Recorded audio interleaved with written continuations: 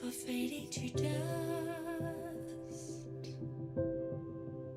Some long for eternal sleep, as eulogy chanted by stars.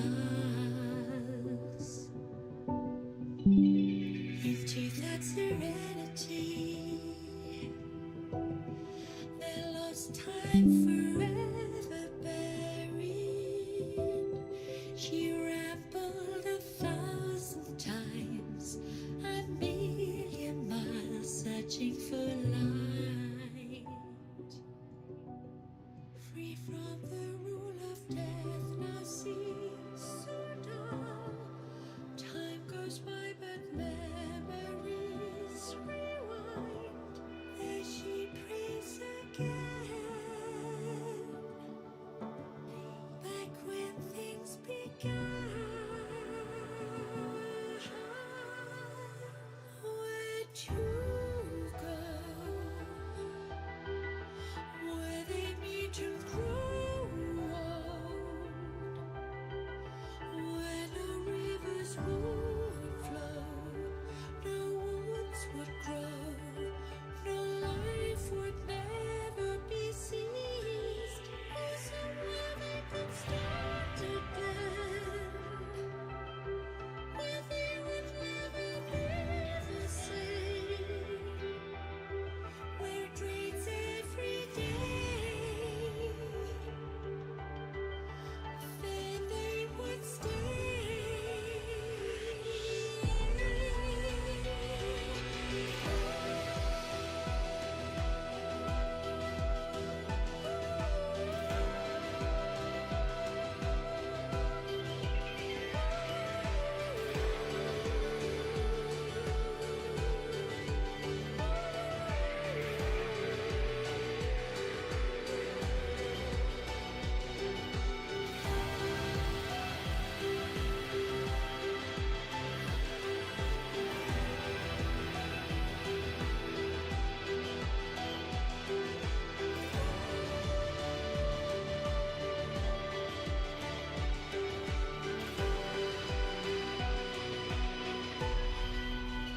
Some forsake longevity,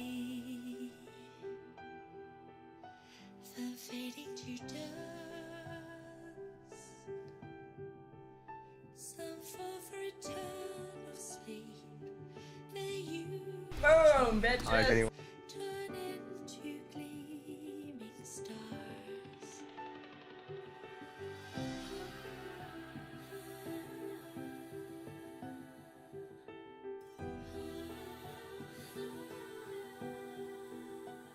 Will they meet in stars again, or go with the wind?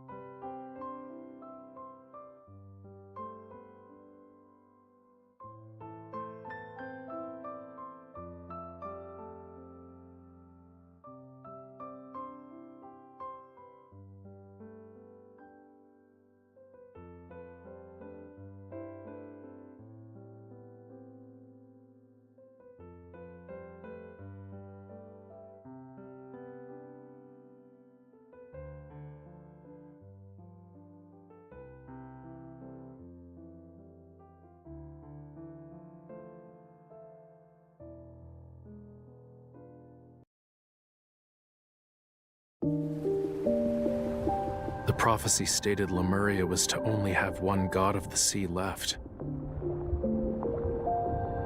Are you willing to be my follower? When the fire goes out tomorrow, a new Lemurian prophecy will appear in the tome of the sea god. The sea god's heart, mine heart, dost thou want it?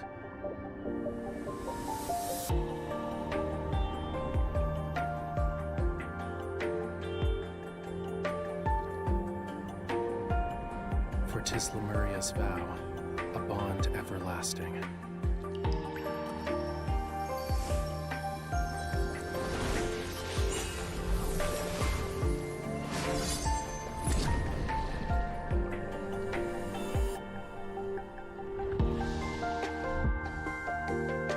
The tides ebb and flow, and with every setting sun is a moon rising. Till time's end, I should occupy your every thought. You must believe in me alone.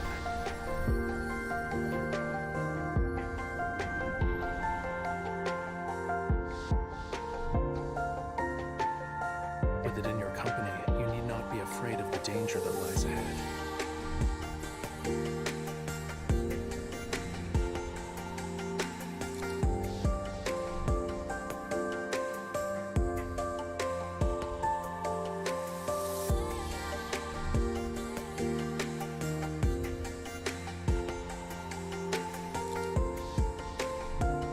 Over yet.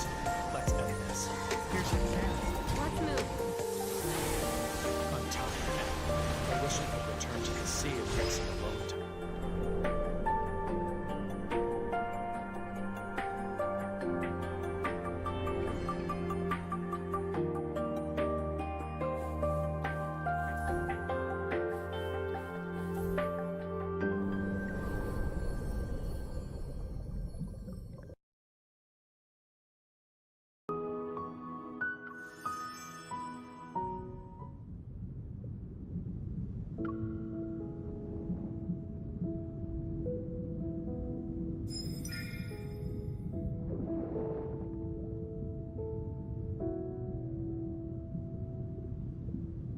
Don't waste your time. One should practice silence when watching the sunset.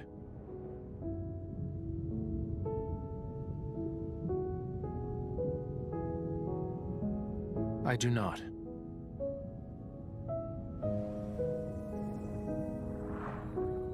Your tongue barely moved when we first met. Back then, you were rather...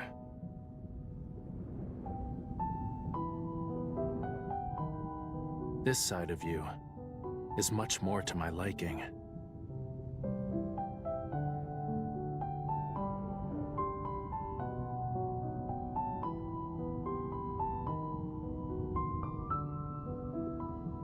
Were the surface world as lovely as you claim, you'd be elsewhere.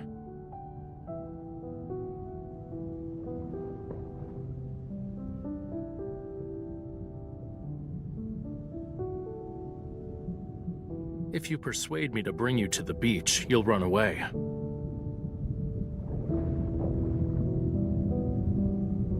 Is the surface world sunset different from the one in the ocean?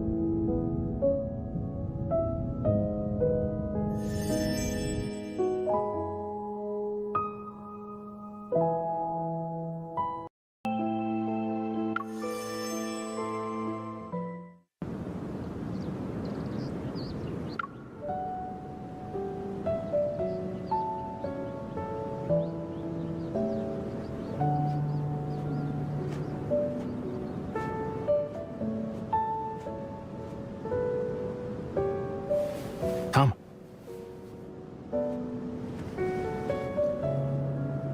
If your highness rather not be a burnt gerbil during daylight or frozen at night, certain clothes are needed.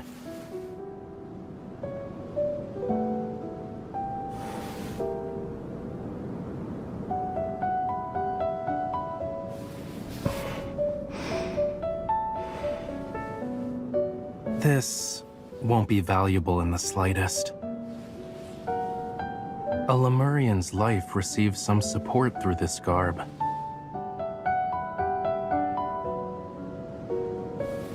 Curious? Give me your hand. Both of them.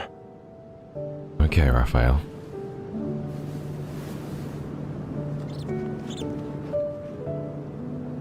Feed it or roast it nicely over a fire. It's not necessarily a gift. Gerbils roam the night. Your Highness can catch them anytime you wish. Here. It's delicious. That's all you need know.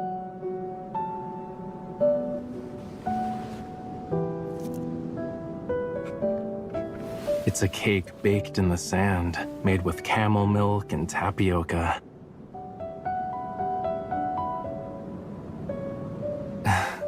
What does your Highness think we eat?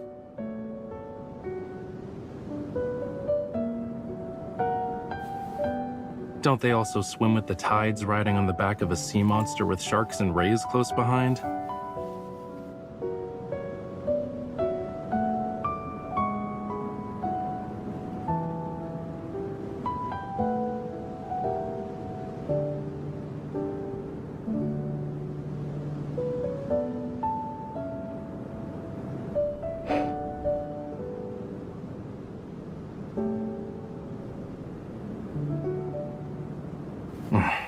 Cumbersome. I dislike it.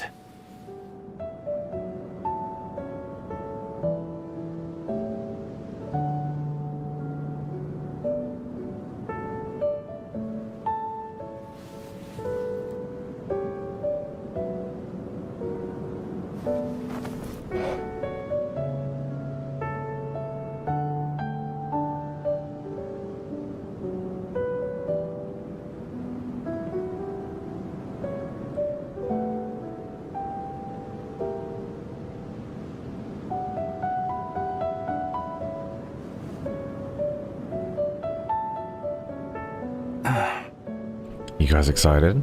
When your Highness has yet to lay eyes on it, is persistence necessary? I'm really excited. Perhaps in a dream?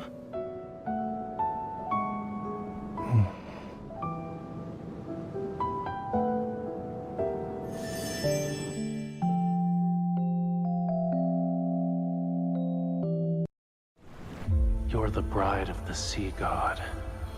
Why are you letting humans mistreat you?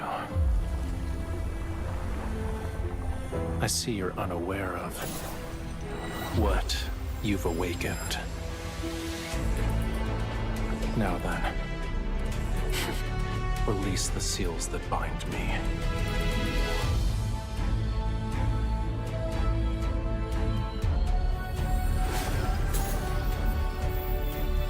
Call out to me from the fathomless depths of the sea. Caleb Pussy? Bestow the inextinguishable flame of vengeance. From the ocean's depths. Where someone calls out my name forevermore. The sea god's revival has been completed. You've rewritten the fate of these waters. Starting from this moment, you are bound to me. You cannot turn back. You are the sea god's bride. You're the only one I would choose. Hi guys.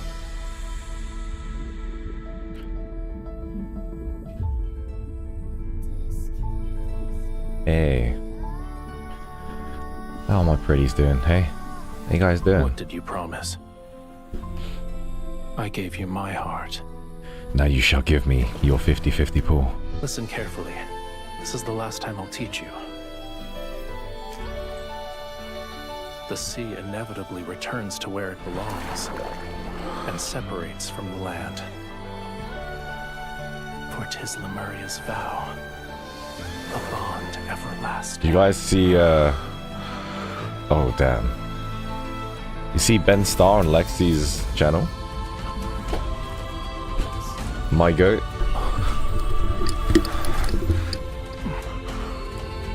My goat Ben Starr.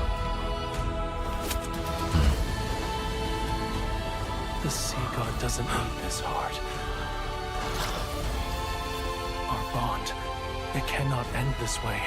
I won't allow it. I am sweating. I don't know how long I can wear this jumper. Oh no, Raphael. My darling. It's okay, baby boy.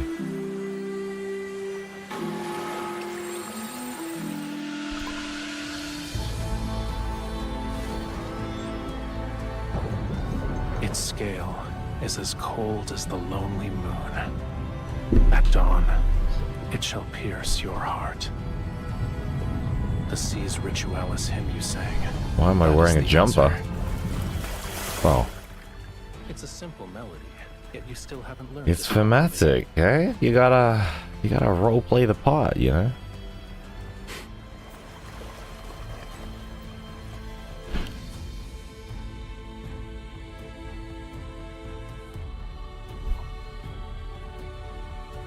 How's everyone's day doing? 90 kg bench press yesterday. Feel good. I can lift my body weight. I'm about 86, so The tide's judgment. Shall descend here and now. I probably could. I hear you.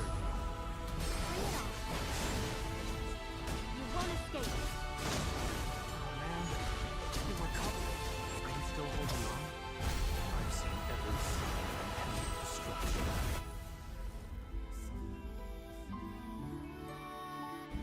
Oh boy. Oh, look at the event.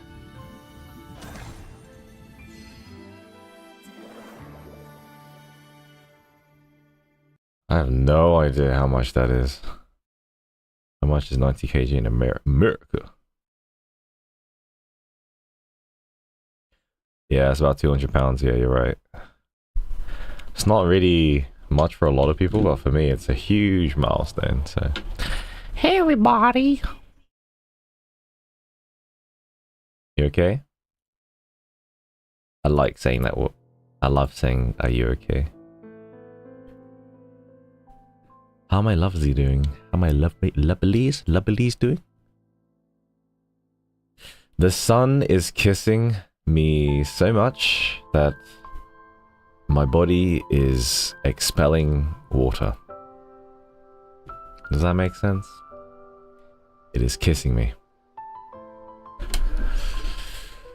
Oh boy. It is a hot day. Do I look sweaty? Oh, I'm so excited for this myth. Obviously, disclaimers, I'm going through the myth. So if you're still here, and you don't realize I'm going through the myth today, and you don't want to be spoiled, then get out of here. Scram. Yeah? We'll do the pools. And you guys did an amazing, the mods, like, and Banshee did an amazing event on the Discord. I had a glimpse of it, and they're like, hey Nave, why don't you take annual leave, hey? Take the annual leave, you know? You gotta take the day off, you gotta come. I actually checked, you can ask Mari. I couldn't come. There's too much responsibility. But, here I am. I guess it's another pool session, but just with me alone, so. Hey. We try. Anyway. I'm glad you're all here. Thank you very much for the people that have followed. Pimex Feather, thank you for the follow. And Anne Scythe, thank you for the follow 13 hours ago. And thank you Vice Steer and Jabka. Catalyst. Vile Kokoti, thank you very much for that very well timed follow. I only just found out we passed 400 followers on Twitch, which is insane. It is amazing. I don't really know how you grow on Twitch. I don't really know how you grow on YouTube. It's kind of a thing that we're doing. together. But I think it's going really well. I think it's fun. This is the side of content creating and streaming, and well, this is the fun part, right? This is the part where we get to hang out, we get to have some fun, we get to theory craft, we get to talk and have a good time.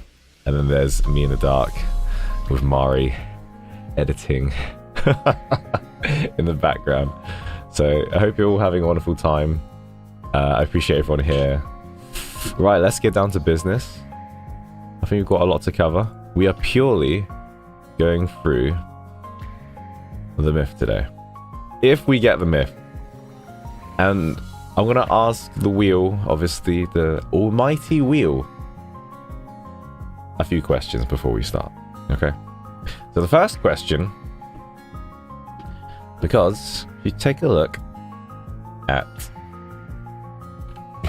this, we have 30 pools. You can't see it on the screen, but I can guarantee you we have 30 pools ready. And if you can see down here, you see down here? I've got 30 pools for a guaranteed 5-star, and it's 50-50. 50-50, okay? Capiche? 50-50, not even guaranteed. So, the first question would be, hello, wheel. Praise be the wheel. Will we win the 50-50? And I would say mods, or maybe myself, or whoever's free. Shall we do a poll? Do you reckon I'll get the 50-50? I'm not even sure. But let's see what the wheel says, okay?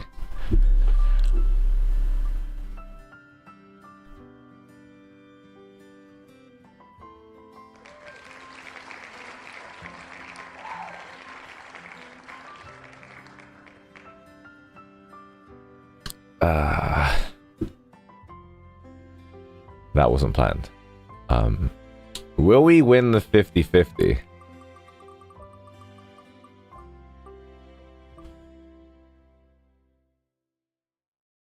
That's more like it. Okay, that's more like it. That's good. That's exactly what I wanted to see, because I'm only going to just join this for a soundboard. We didn't want this. Glop, glop, glop. Glop, glop, glop, glop. No glub glub. Okay. We don't want that here. All right. Now, the second thing. It's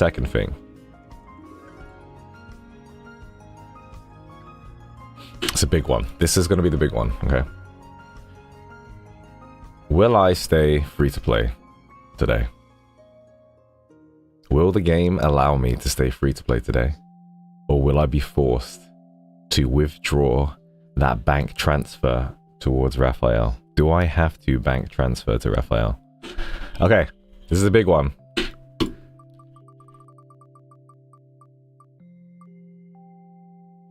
Yeah. I'm free to play, baby. Free to play. Yes, I am free to play. Okay, I like these. I like these odds. I like him. Okay, well, without further ado, we've got much to do, ladies and gentlemen. We have a myth to pull. And according to the wheel has spoken, as you know. We'll get it after 30 pulls. Or before. Okay. Shall we begin? I'm gonna burp.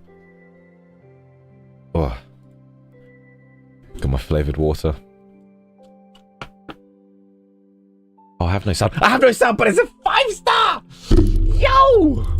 I have no sound, but it's a 5-star. Wait.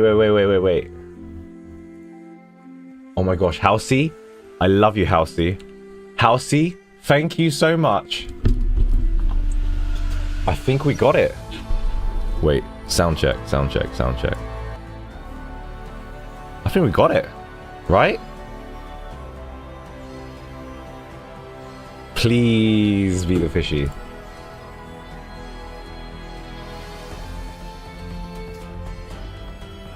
Okay, Zane. Check up. Heart's good. Okay. Okay, yeah. Yo, Caleb. Check me out. Sweet. Okay. No! Damn it. Shit. It's happened again. No! I have that card already. Oh boy.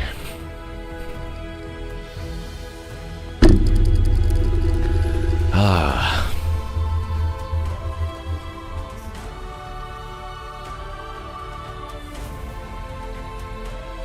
To be fair, the wheel did say on the first spin that I won't get the 50-50.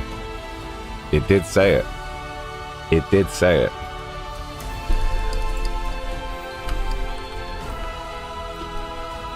Right. Jeez Louise, that music goes so hard. Okay.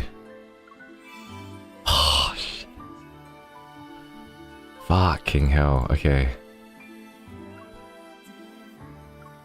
Thank you. Thank you for the 1 ticket. Appreciate that, buddy. Okay. Caleb's taken my 50-50s in the previous Spring Blossom banner and in this banner. Like I said, I like you, bro, but...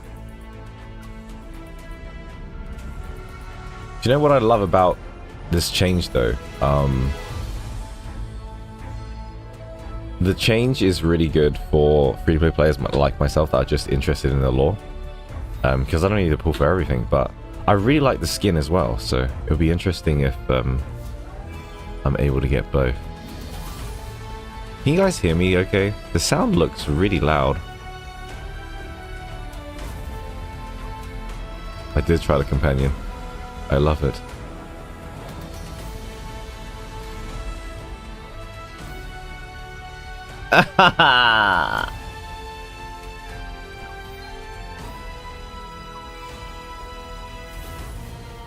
Okay.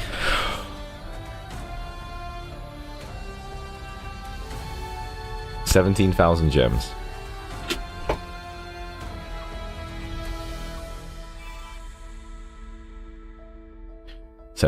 gems. Okay.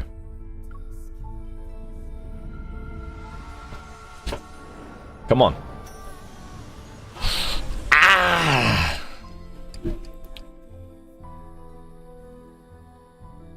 Yo, do you see what Raphael's doing here? He's like... Yo, no wonder he has a perfect smile in that instance, I'm telling you. Damn, feet picked this early? Raphael. Damn, Raphael again? Hey, it's not the right card, though. Okay. So how many pulls was that? 40 pulls now. We've done 40 pulls, yeah. But boy, oh boy, these pulls are flying. 40 pulls. I'm gonna have to keep claiming these. Okay, 50 pulls. That was 30. I had 30 tickets before though. Wait, it's 50. Oh man. Does it ever like fake you out and then you get like a 5-star? Or do you just know from the start? That'll be 50 or 60 pulls. Come on! Are you serious? Dude? Are you serious? I'm getting nervous. 13,000 gems.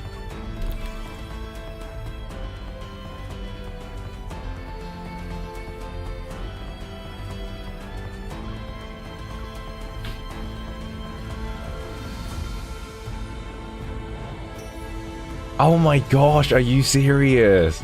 Are you serious?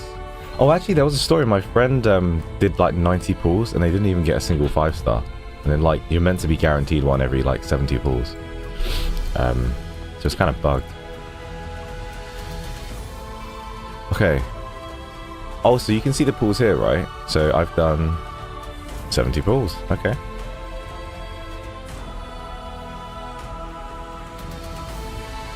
I don't want to ask the wheel again. You got both cards in 80 pulls? Yeah, you can get out of here. Oh.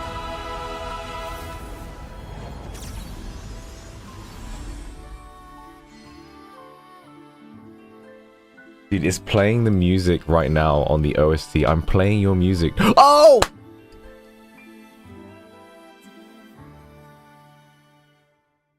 And did you crash on your own song?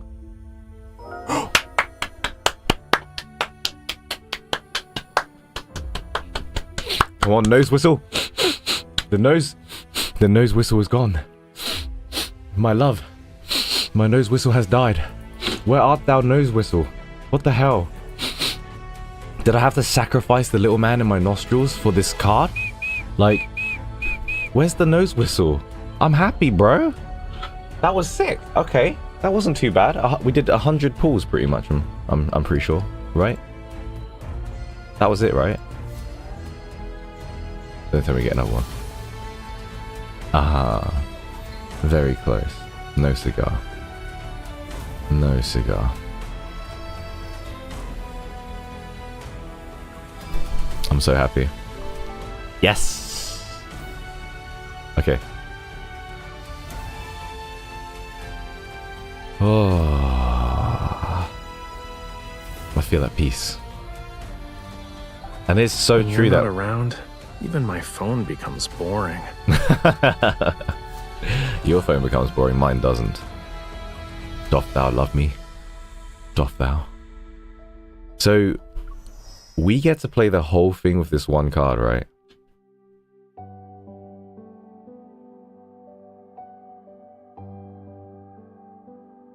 This is so... I know they've made some bad changes with some of the things they've done, like locking hair styles behind more like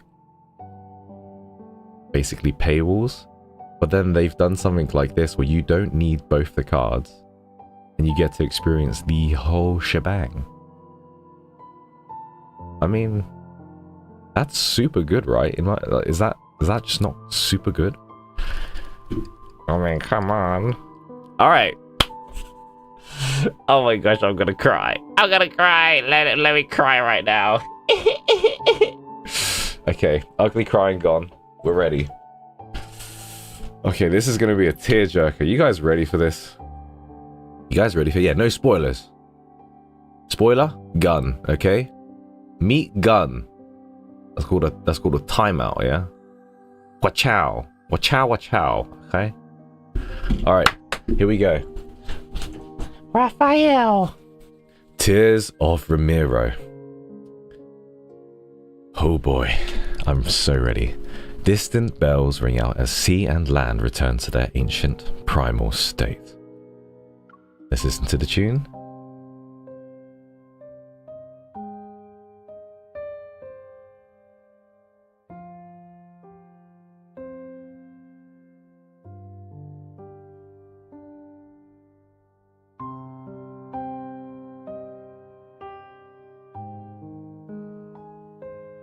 I might pull for the rest later, but I'm just so on to the story right now. Oh, we have 82 viewers right now? Damn. 82. That's awesome. Hey, everybody.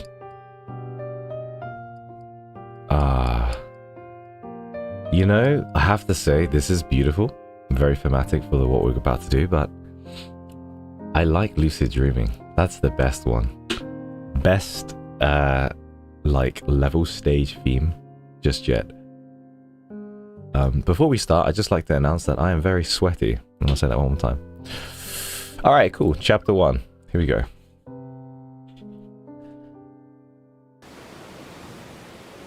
Whoa. How the hell do you say that? The Blake Sea is about to devour the world. Humanity's last ark, the city of Romirro, is perched on a solitary island. Sound check. Is it all okay, Halsey? Sound check, sound check. There shall be a lunar eclipse, and at the end of the third night, Romirro will be annihilated as it sinks below the ocean's waves. The tome of the sea god, which has foretold all worldly changes, announced the day in which humanity will be submerged during the first night. The sea god has So abandoned excited. us. He has abandoned everyone!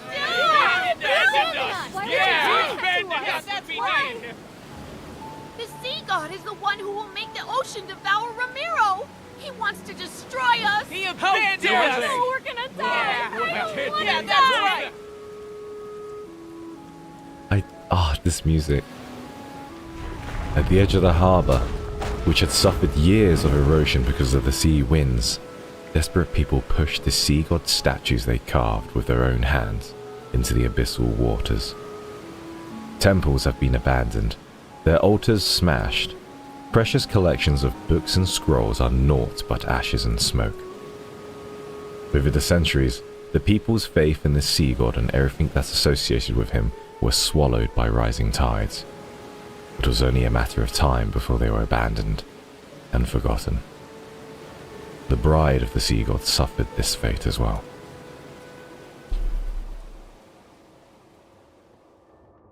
The second night is already here. It won't be long until Romirro is submerged. It will be just as the prophecy says. Let me read this through one more time. Real Eclipse.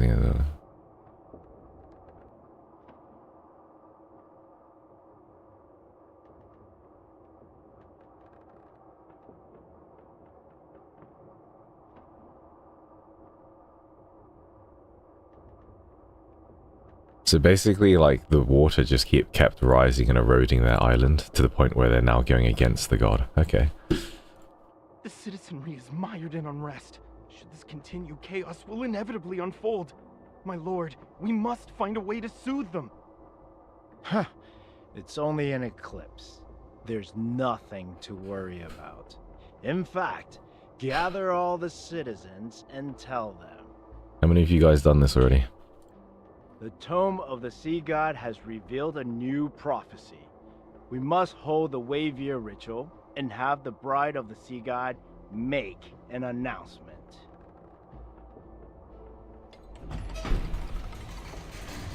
Did you hear that? Bride of the sea god. What? Is it me? What? Why did he say it like that? Like, did he get the line wrong? He sounded confused. Like, did you hear that? Bride of the sea god. Did you hear that? Bride of the sea god. I don't know, man. Did you hear it? I mean, the guards grab my arms and throw me to the ground. Oh, steady there, fellas. I stare at the intricate patterns that dot the hem of the castellan's robes. The situation is ironic, and it leaves a bitter taste in my mouth. In the past, he was Romirro's minister, whose loyalty to the city was unmatched. Yet he's now a cruel individual after the prophecy appeared in the tomb of the sea god. Didn't you say the tomb of the sea god spreads lies and leads people astray? Not only is it untrustworthy, but you sealed it away in a temple. These matters are of no concern to you. Borkin, I think with that performance, you just might be the sick Villi. Okay? Just saying. Sick Villi? Romirro shall be reborn under the current castellan. Sixth ally. You will make that stone tablet reveal something, and then recite those words. I think this is my favorite character I've ever met in L&D. I'm not gonna lie. You will make that stone tablet reveal something, and then recite those words. He sounds drunk and confused at the same time. He's like, you will make that stone tablet. And he's like thinking in his head like, I'm not actually sure what I'm talking about. And he goes, reveal something. And then you're gonna recite those words, boy. You will make that stone tablet reveal something, and then recite those words. Okay, buddy. Have your medicine, dude. It's okay. Everything is... Oh, shit. Hawken, you devil. Well, everything is at stake here, boss. But you're still obsessed with your power as a Castellan. How pathetic. Foolish lass. Do you think you'd still be alive if someone else could converse with the tome of the sea god?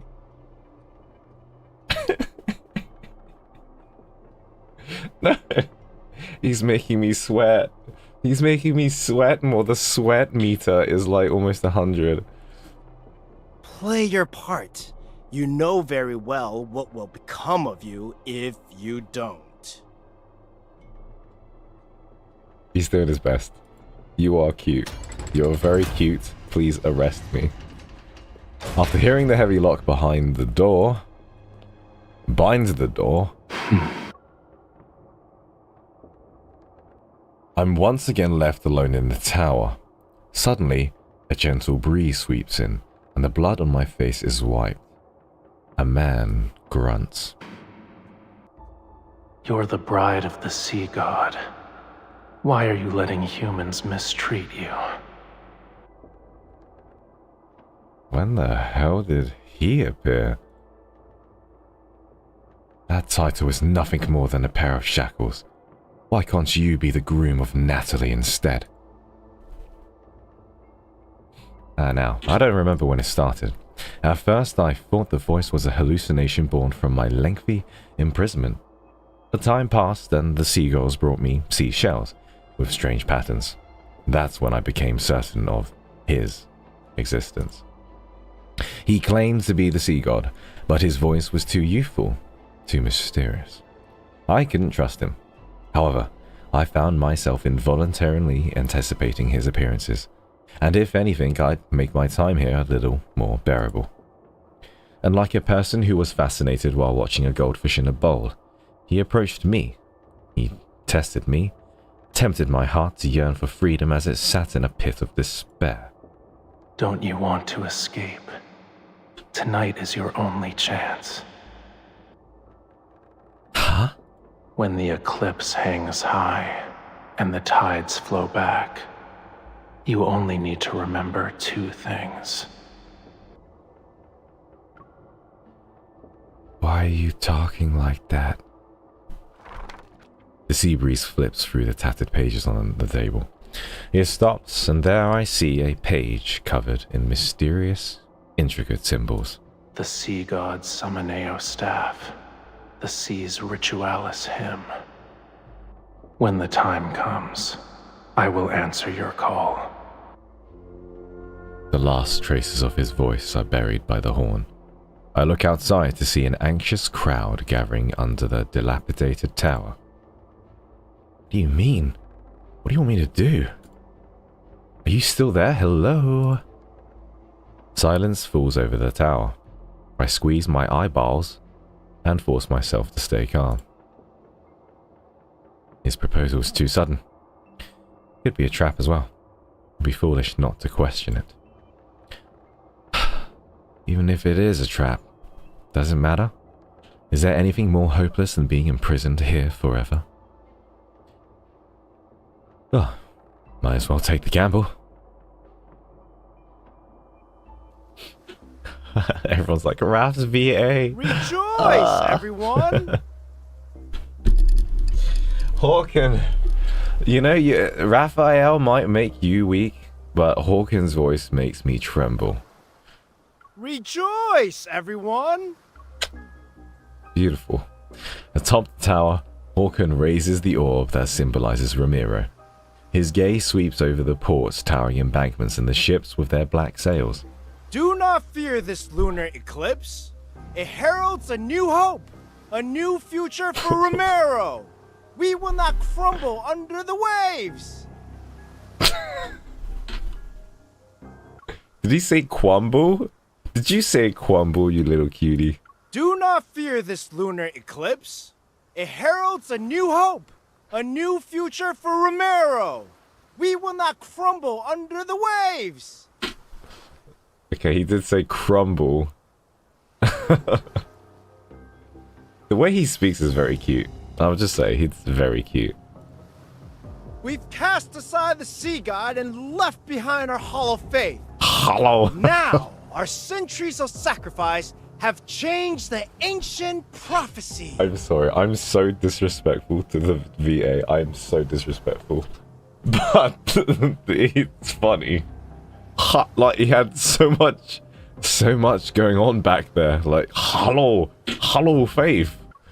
One more time. We've cast aside the sea... Oh wait, sorry, I interrupted you there. We've cast aside the sea god and left behind our hollow faith. Now, our centuries of sacrifice have changed the ancient prophecy. I'm saying it's a good thing, guys, okay? It's making me happy. It's made my day. Actually, it's made my day. You will see the truth with your own eyes. Mm-hmm. The sea of people are like ants. They're restless.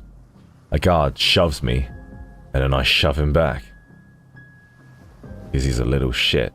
In that instant, the gazes below me, filled with disgust, fear, anxiety, and cold indifference, pierce me like arrows.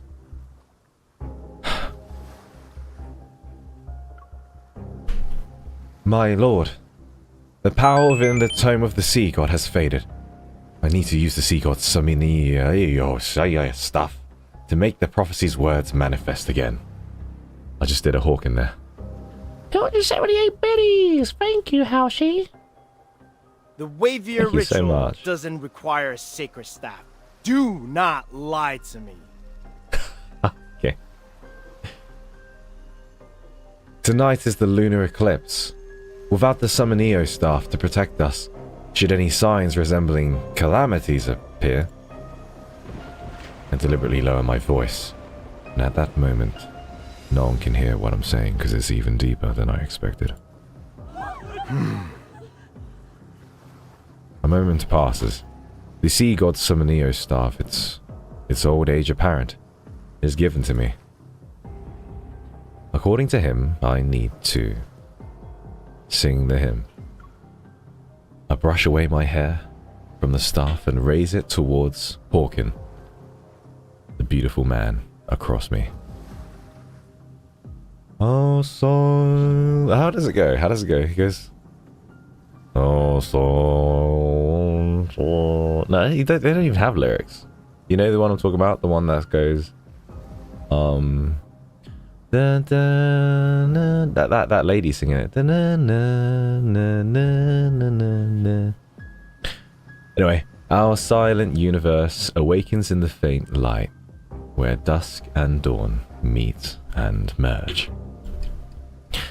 The young and pure sea god descends upon the first wave surge. The ancient lyrics flow from my mouth as the staff slowly traces a totem-like pattern in the air.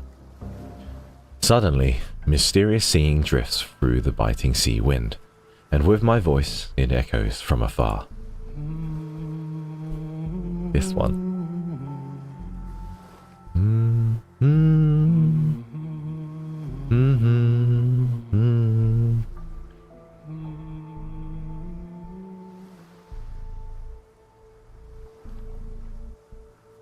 He's here.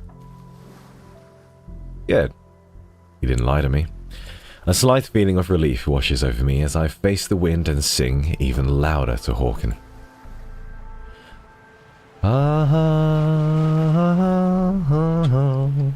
I don't know how to sing the syllables to this song in that rhythm. He who guides souls to rest. No, it doesn't work. She's singing the sea's ritualis hymn! That forbidden song! Guards! Caesar! The guards lunge at me, and I laugh. But the staff emit a dazzling blue light that repels everyone. Should I say it in Raphael's voice? I'll try to. The sea god wields fire in the darkness. He is the blazing sun who ignites the lost night. That was terrible. He didn't actually, the way he would say it would be like, nah, I can't do it. I need to hear his voice to do it. Thunder crashes down upon the sea, and enormous waves manifest. Heavy rainfall descends as the storm engulfs all of Romirro. Terror and chaos erupt around me. I clutch the staff tightly and continue to sing until a beam of light appears. It points to something under the towering waves.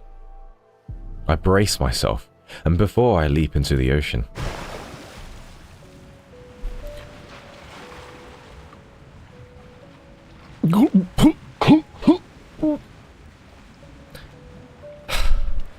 he said he would greet me, but this is a little too violent for my liking. Black seawater twists into a massive vortex and carries me away. Disorientated, I stop swimming and just let myself drown. I lose track of time before a magnificent yet ruined structure gradually appears. You're here at last. A voice as cold as frigid seawater drifts towards me. Ghostly light sweeps across the crumbling ruins, and like moonlight, it's reflected in my eyes. Before me is a slowly swaying fishtail. It's so magnificent that everything I have ever considered beautiful in my life suddenly feels plain and unremarkable. That is a lie, because Gran exists. Gran exists. I lied here. A human body with the tail of a fish and the power to control the ocean? Are you the sea god? My identity is of little importance. Several heavy chains are wrapped around his body. Powerful runes, barely visible, keep him immobilized. I've saved your life. Now then, release the seals that bind me. It's Mari! Hey, buddy! Why would the sea god be imprisoned in a place like this? How am I talking underwater?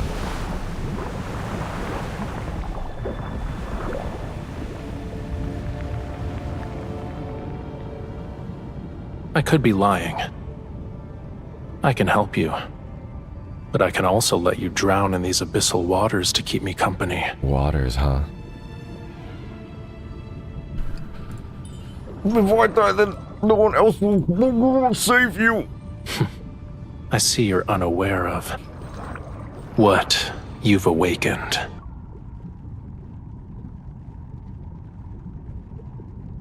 Did you know, fun fact, the water was not created by H2O?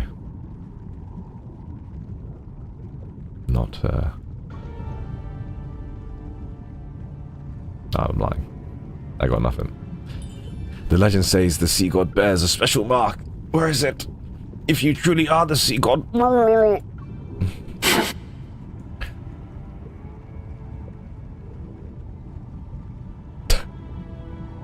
They were only able to fill this much water on the earth because of very thirsty ladies and men. Observe him. Observe him. Oh. Oh my gosh. Look at that chest. Jeez. I kind of wish my chest always looked like that. Like when you're slouching forwards, I just feel like I have like The man boobies. But then when you have your shoulders back, it's like this, you know.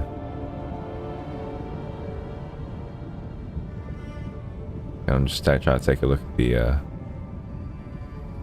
Oh, you kind of look like Sephiroth, dude, not gonna lie.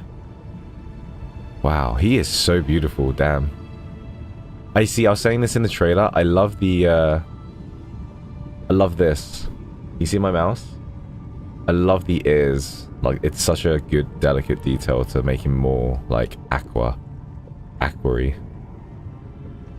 Do you think the mark can be seen by just anyone?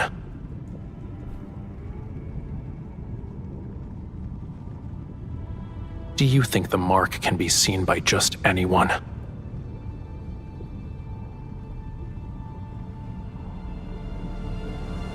The mark. I need to find a mark.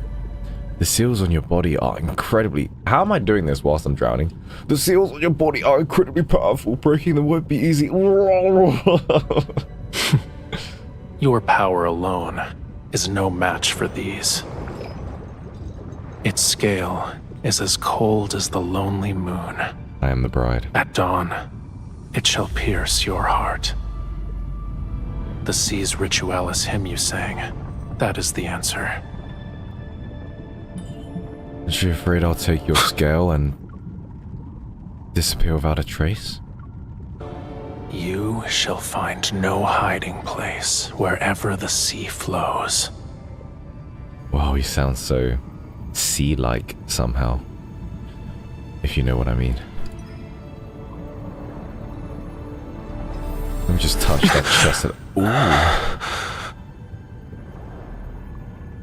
Oh. I don't know why, but the way she's holding it is kind of hot. Hey? She's like... Ooh. I don't know, that's kind of hot. Okay. I'll be gentle. Oh, damn, 2 hands? Ooh, okay, that looked kind of painful. Why'd you make that sound like that?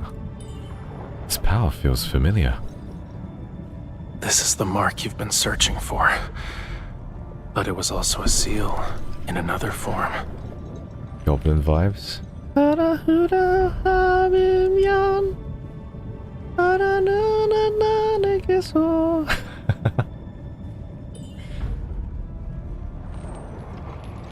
Oh damn. Swipe that.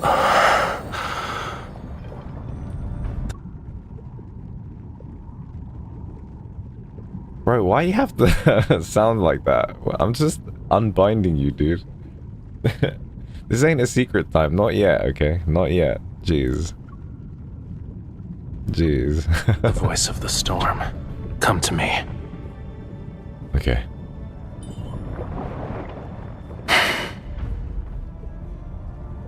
Really nice chest.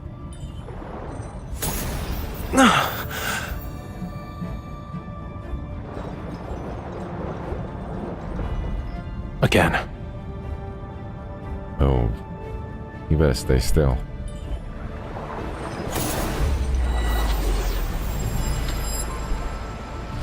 Oh, I love this. From the fathomless depths of the sea. Bestow the inextinguishable flame of vengeance.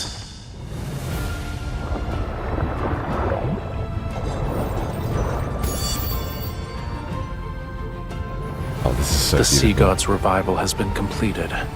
You've rewritten the fate of these waters. Starting from this moment, you are bound to me. Oh yeah. You cannot turn back. Well, I am going to drown otherwise, yes.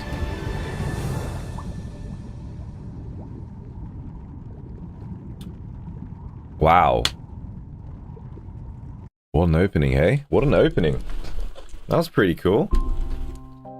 That was just the first chapter, hey? That was crazy. Okay.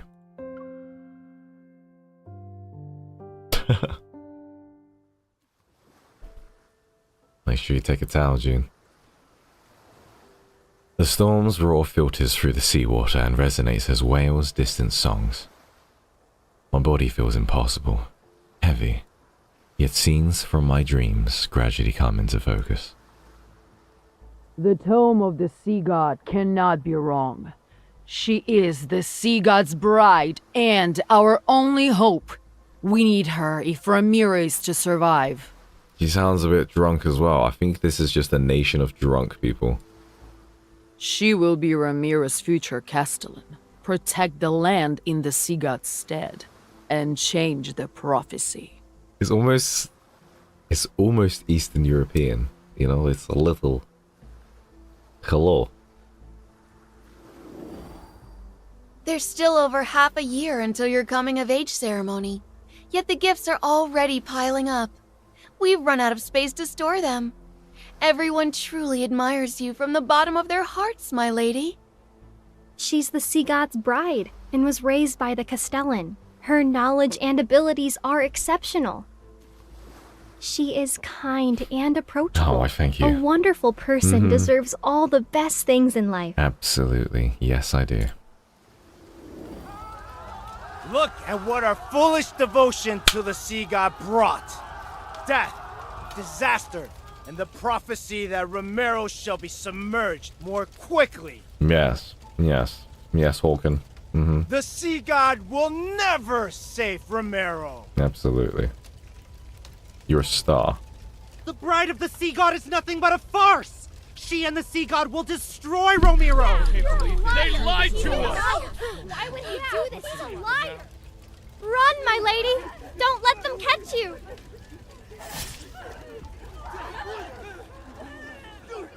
Can you hear them? Everyone is asking for you to die. And yet, you're the only one who can communicate with the Tome of the Sea God. I won't let you suffer a miserable death. Takes a swig of vodka. Okay, Hawken. I'll spare you so long as you obey me. How does that sound? That sounds mighty fine, my boy. Mighty fine. I open my eyes. Brilliant white lightning dispels my chaotic nightmare and illuminates the scene before me. Rainwater flows through the window frames. It makes the carvings and murals gradually reveal the lifelike faces of gods.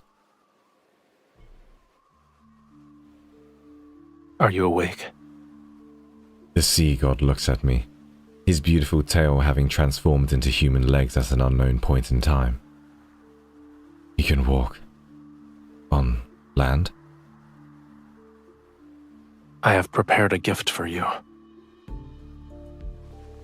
He's fucking hot.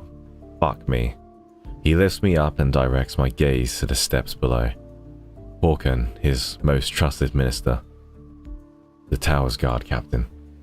Those who had bullied me and abused me. His chest is literally right where the captions are. Like, it's right there. I cannot not look at the nipples for a little bit. Like, this is like full goon mode. It's great placement. Great placement. Bound, they crawl and struggle. Their eyes filled with fear and despair. Their lives are in your hands. Would you like to deal with them one by one? His hand covers the back of mine.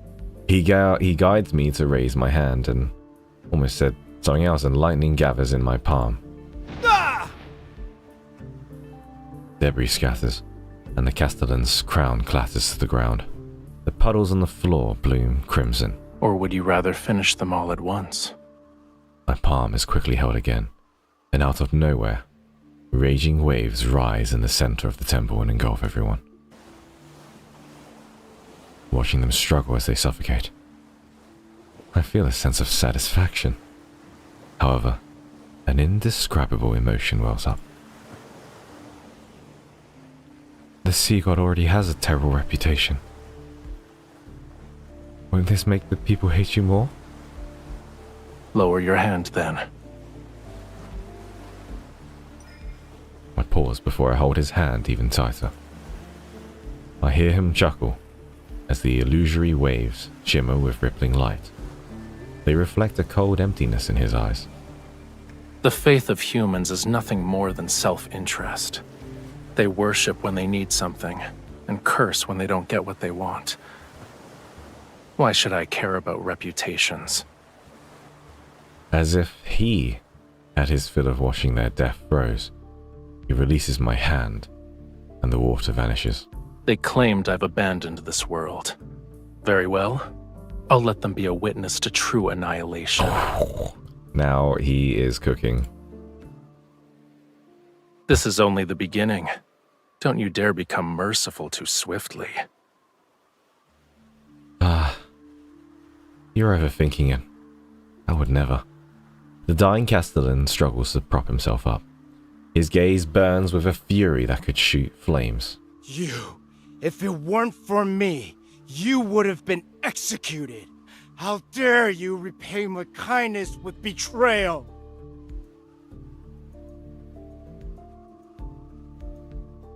Couldn't have said it better myself, Hawken. So the lamb penned for slaughter is obligated to thank the butcher? Ha!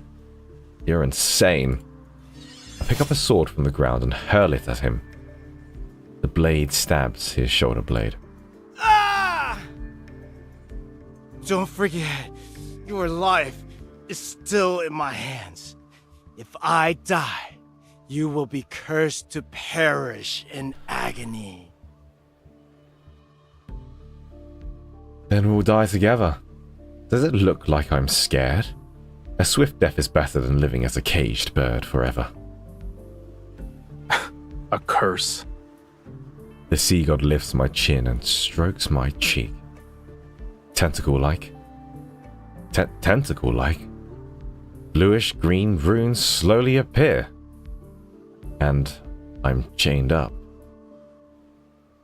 You're referring to these crude patterns? Yes, I'm referring to hentai. He curls his fingertips, his movements are gentle, yet the runes are being torn away from my cheeks. And I'm not sure which ones they're referring up to. Ah! It hurts. Woo. Stay still. Indeed, it's an ancient curse, but it's far too weak to control my bride. Close your eyes. I hear an eerie sound as something gets destroyed with the pain. What a terrible attempt of a trick.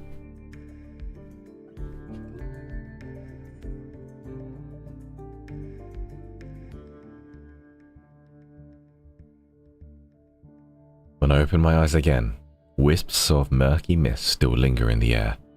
Nearby, the castellan is suspended in midair. The water tendrils tightens around his throat. These magics can't be wielded by humans. Tell me where you found it. What right do you have to judge me? I love this guy. I won't tell you anything. You don't need to worry about asking again either. Aren't you a god?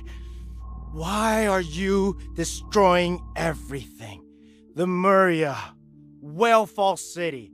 Now you want to destroy this island!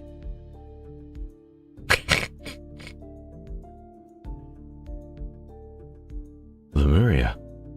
Didn't the legends say the sea god lived there? Now in the sky, golden lightning freezes.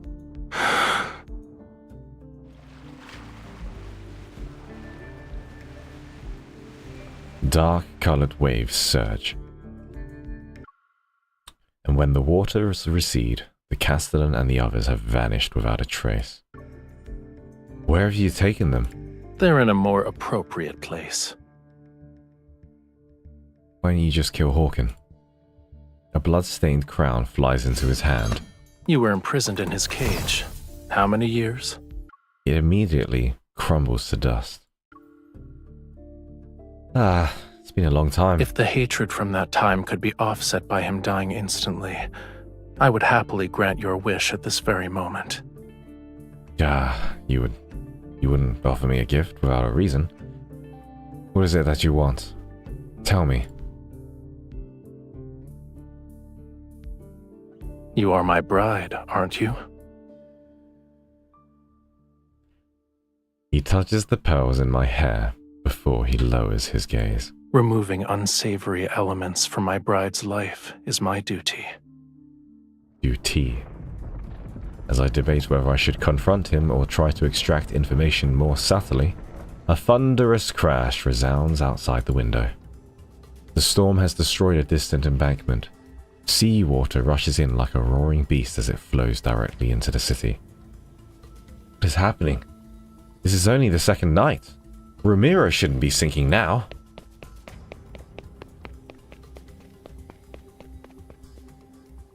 The tomb of the sea god has returned to the temple.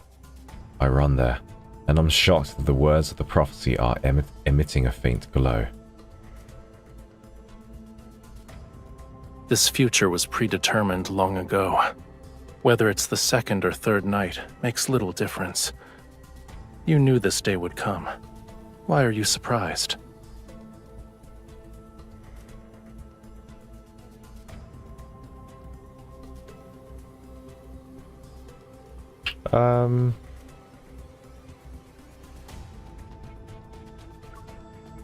This place is still my sanctuary. Regardless of what happens, I can't stand by and watch it be destroyed. Legends say the sea god is all-powerful. The fate of this world is He can overturn oceans and move mountains. So you can save Romirro, yeah? predetermined, and legends are just legends. In any case, it hasn't been long since I was awakened. My powers haven't fully returned yet. Why should I risk my own life for a city that despises me? Mind you, I would have to defy a prophecy in the tome of the sea god. What if you regained your powers? Give me your hand. My pleasure. Hey, Zarud. A cold glint flashes as he cuts both our palms. He intertwines his fingers with mine, and our blood mixes. It drips onto the tomb of the sea god. Golden light rises from the tomb of the sea god, like threads of silk. They unfurl in midair and weave together to form poetic words. Lemurians who seek of absolute power, combat the treacherous tides, dive into the deep for pearls, find a true love. There were hidden prophecies in the tome. It makes sense now. Despite the fact that I've conversed with the tome of the sea god many times, I could only decipher fragments and incomplete phrases. Yet what's more shocking is the meaning contained in these words. I struggle to grasp the most crucial line. To find a true love. That means... The sea god appears more composed as he raises his hand to brush away the text and heal the wound on my hand. You already know the answer, my beloved bride. You knew you needed me to restore your power? That's why you gave me those gifts. You're more clever than the humans I'm familiar with. Now that I understand his intentions, I feel oddly relieved.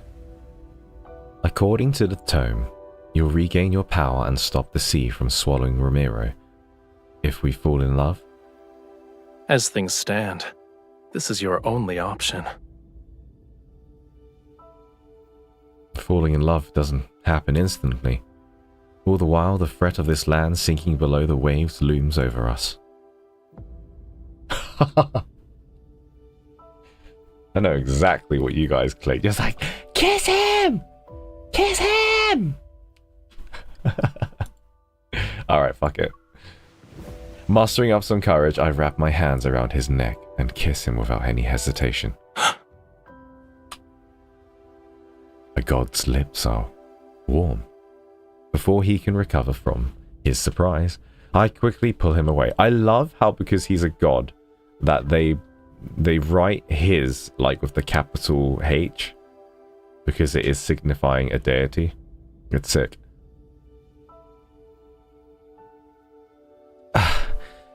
Well, has your power been restored? Even just partly?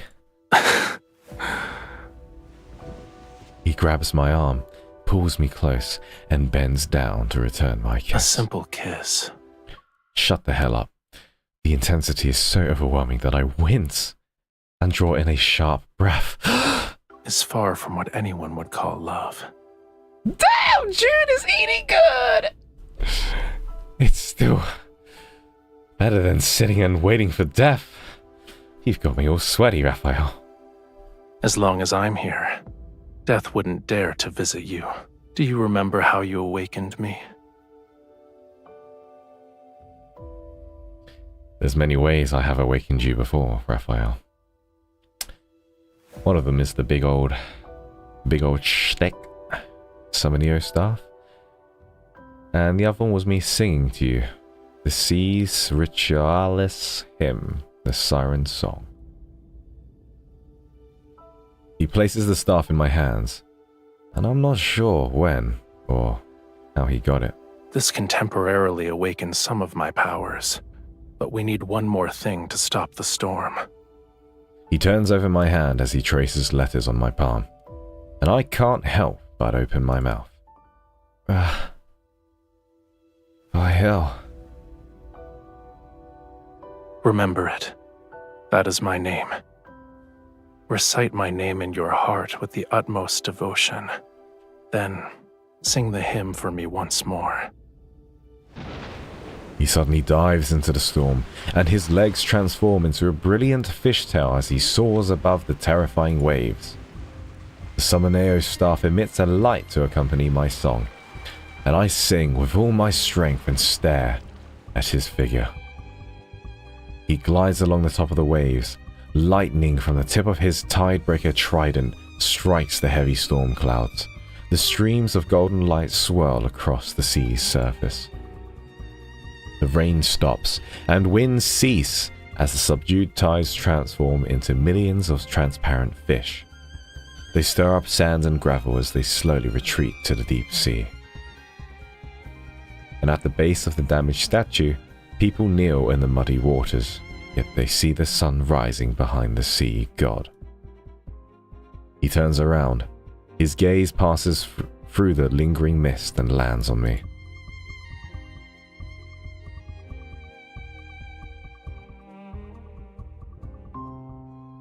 I love how you can just go in for the option. Just go for the kill. See what happens. Alright. I see you. A little fan service doesn't hurt too much.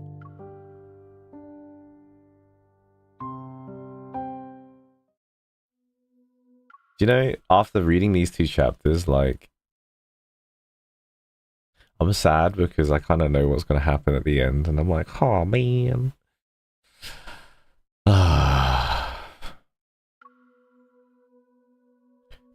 Hawken, the best voice actor I've ever heard, and his henchmen are imprisoned in a water cage that's under a waterfall. They receive my thorough care. And I know that Raphael didn't spare Hawken just to let me have my revenge. For him, Hawken might have some value. And I tried to ask him about it, but Raphael wouldn't give me an answer. As the heir to the previous Castellan, I became the new ruler of Romirro. Unexpectedly, some rumors begin to spread throughout the city. The sea god's bride awakened him. Now he carries out her orders without question. If she can command the sea god to calm the storm during the eclipse, then surely she can command him to drown Romirro. She put 12 venomous sea snakes in the water prison. They drink the former Castellan's blood every day, and the water below Mosen Waterfall is now a bright red. I pay no attention to their gossip. After all, I have no interest in ruling a city that once abandoned me. What matters is that I must fall in love with Raphael. And that will be very, very easy, to be quite honest. Your Highness, the harbor repairs? Sweetie, have you got like a... You get stung by a bee or something? Deal with it yourself. Your Highness, the city plans to erect several new statues of the sea god. You don't need to ask me for my permission. After shutting out those annoying voices, I searched the temple for any signs of Raphael. This place has become the sea god's residence. To fall in love with him sooner, I must spend most of my time here. Now the problem is, he's always somewhere else. How the hell am I supposed to fall in love with him? Hi, Alice. Nice to see you. What is this? You forgot about the scale already? The scale I held in my hand had transformed into a blue seashell. It now hangs from a delicate, silvery white chain. Is this a token of affection? At the very least, it's not a token of hatred. The necklace is put around my neck, and the seashell is like a crystalline mark over my heart. Keep it safe. It's a piece of my heart. It will let me know where you are and what you're doing. Talk about controlling.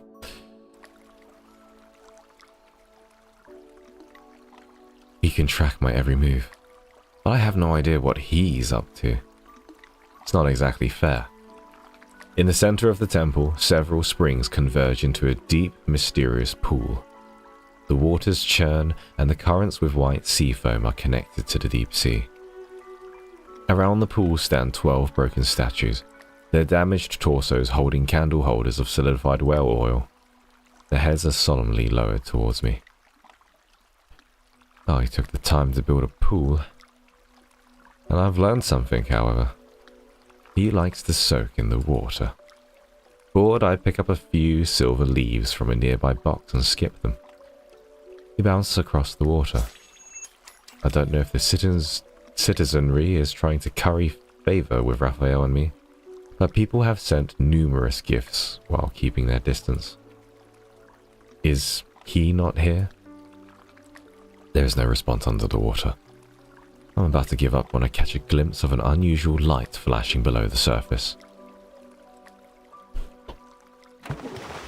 Curiosity compels me to dive into the water to get a closer look. It's impolite to enter my bedchamber without greeting me first. This is your bedchamber. Raphael floats to the surface, his long hair spreading out along the water's surface. I can barely see his tail. It's like a streak of cold, yet beautiful multicolored sunlight you'd see during a sunrise or sunset. I supervised the renovation of this temple when I was 15. If anything, this place should be mine. You are correct. I shouldn't have stopped you. He tries to drag me into the water, and the churning currents instantly transform into a ferocious beast. It approaches me with its open maw. I love the sound effects. I use his momentum to grab his arm and quickly wrap my arms around his neck before the water can engulf me. Ah, it's cold. Yes, and you could have avoided this. I was afraid you'd vanish again when I wasn't looking. How are we supposed to know more about each other and fall in love if you're not here? Is clinging to me like an octopus part of your plan to fall in love with me? Cuddling can be used to gain affection, but there's also another reason. A cold water droplet slides across the tip of my nose. I sneeze multiple times. Achoo! Why are you so delicate? The water in your bedchamber is too cold. Why is it freezing? Is there a problem? Only humans have a habit of parboiling themselves. It's called taking a hot bath. Achoo!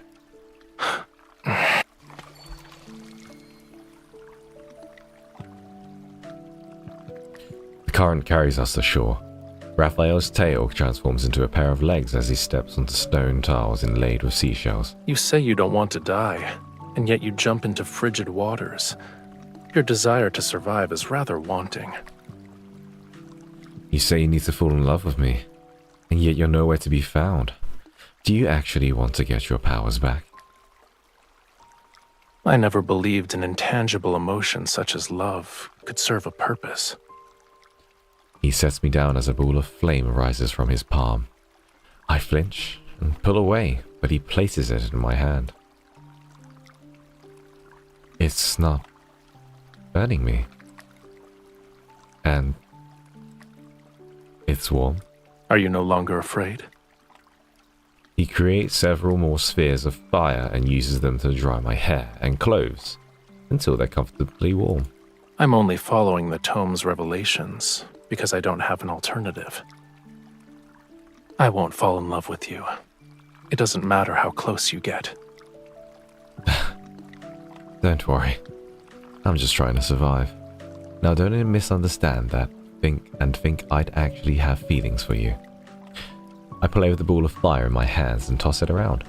The dancing flame casts a softness across Raphael's face that doesn't suit him. He sits beside me on the stone steps and carefully examines the ornate boxes. Now, Mr. God, these are gifts from the citizenry. They want to thank you for saving them from the storm that night. These aren't gifts. They're displays of submission for the sake of self-preservation. They despise you, and then they coddle you like a babe in swaddling clothes. Faith, devotion, all of it is hypocrisy. Amen to that. You don't seem to be furious, though. And you've entertained yourself by skipping those silver leaves. Why should I be angry? They belong to you. Now keep what you like and throw away the gifts you dislike. I'm not interested in insincere offerings. Well, I have something that should interest you. I walked to the tome and retrieved the Summoneo staff that was hiding behind it. Now this used to be yours, yes? Now, it's yours again. Oh yes, exhale into my beautiful ears. One more time. You are its rightful owner. Huh? He gestures for me to look at the ruby on the staff, and there's a strange distinctive mark on it. It's your name written in the Lemurian language. It belonged to me, but it seems I gave it to you. So it's yours now. Hey, Aaron. I don't remember that. What a coincidence. I don't remember it happening either. Perchance it was before my long slumber, or it happened in a more distant past. Did we ever receive the Summoneo staff in the previous myth? When Tides Echo? Or, I don't even know if Abyss Walker is ahead, I'm not sure, but it seems to be before Abyss Walker. In any case, it's of no significance. The staff feels heavy. I place it next to the tome of the Sea God. Why would you give me a precious staff? I'm not sure.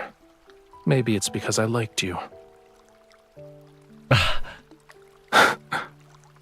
Maybe my expression was too incredulous because he starts laughing. You don't want us to be smitten with each other? If anything, you don't seem all too pleased with the fact that I liked you before. I just can't imagine you genuinely falling in love with a human. But if we truly had feelings for each other in the past, then falling in love again might not be so difficult. What should I fall in love with, though? If I only admire his appearance, then we'd have an unstable foundation. Your thoughts are impolite, I presume. I was thinking about the god I'm supposed to fall in love with. I'm just wondering what his character is. For example, I'd like to learn about his likes, his dislikes, his strengths, and his weaknesses. If you knew those despicable aspects and flaws, would you still fall in love? They say that if someone can accept even your most awful aspects, then it's true love. It touches the soul. There's an actual saying, isn't it, that people say, If you can't handle me in my worst, then you can't handle me in my best. Is that like the saying? That's the saying, isn't it? People say that. I've seen so many people with that in their profile, actually. Right?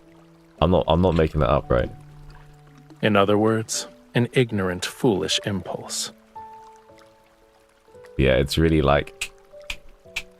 If you can't handle me at my worst, then you don't deserve my best.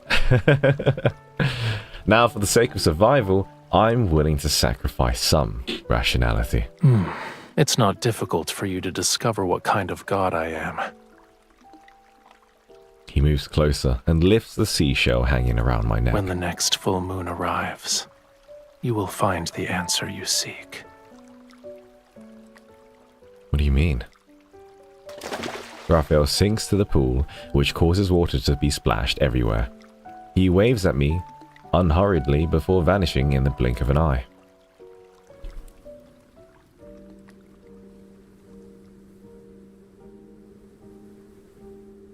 It's hard not to have impolite thoughts of him. Oh, June. Oh, June, don't be afraid. Night fog blankets the wilderness. Greyish-white blades of grass rise past my ankles. Short trees are scattered about, and their gnarled branches stretch in my direction. The necklace's seashell emits a soft glow. It guides me out of the city and into a dense forest at the foot of Mount Yuna.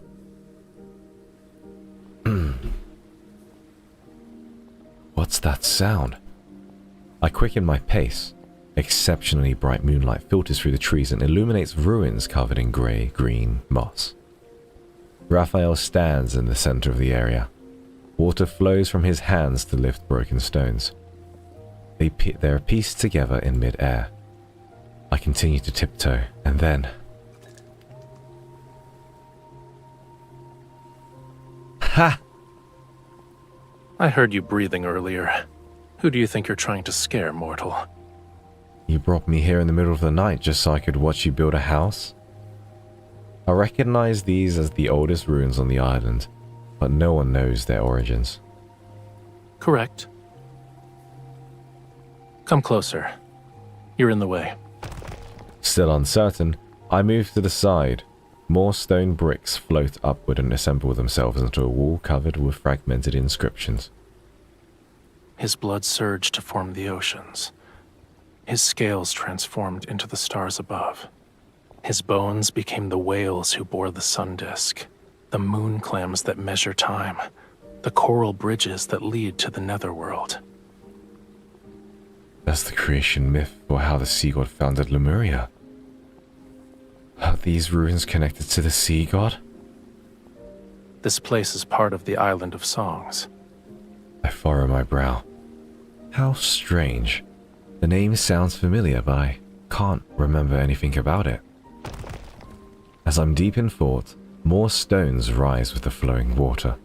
They connect the broken walls and ruins to gradually form a shrine. The full moon hangs above like a bright pearl set in the center of an accessory. It illuminates fragments of the temple's former glory. It preserved Lemuria's history, as well as the important chronicles of every sea god. The sea god you want to learn about is here. Yes, he is. These are the stories about the sea god? But they're not the story of Raphael. There's no difference. One day, I will become another sea god who's depicted here. The name Raphael shall be forgotten. And this is where June goes, I will write your name everywhere, in every corner of the world. He tilts his head back as if he's using somewhat real yet illusory fragments to search for pieces of his memories. That doesn't sound like a good thing. Yet you want me to get my powers back, so I can ascend and become a true sea god. Hey Shikari Tani, not a problem. You're not wrong. The flowing water gradually disperses, and the shrine crumbles apart once more. It has returned to being ruins. What about you? After you regain your powers, what do you want to do? I'll start with finding the person who sealed me away at the bottom of the sea. Do you remember who it was? I will eventually. Empathetic. I nod. I know what it feels like to lose your freedom. You were sealed away for so long. You must really hate that person. They aren't even worthy of my rancor. Huh? However, I won't let them go unpunished. He glances at the moon before walking into the dense forest. I hurriedly catch up to him. Caleb Goody, how are you? We are doing great, my darling. Now there's one thing I still don't understand. You forgot who sealed you away, but how do you know that I can break your seal? You are the sea god's bride. You're the only one I would choose. And you were the only person I could sense when I was sealed away. As he says this, a cryptic smile suddenly appears on his face. It was ironic. I first heard your voice as you slandered me. You said the tome was worthless since it couldn't find the sea god. However, it somehow revealed the location of his bride, so you were captured and forced to suffer. You said I abandoned my bride, played with whatever caught my fancy, and questioned how I could be the sea god. You claimed I was worse than a sea cucumber. Also,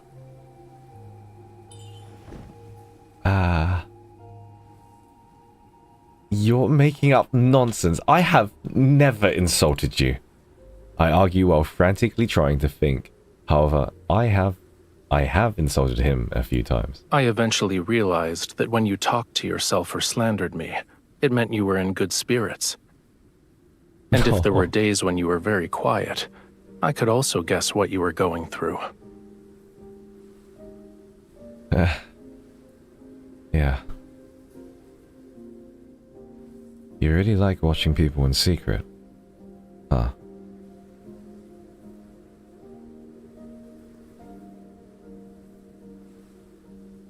That's an incorrect assumption. I only see you.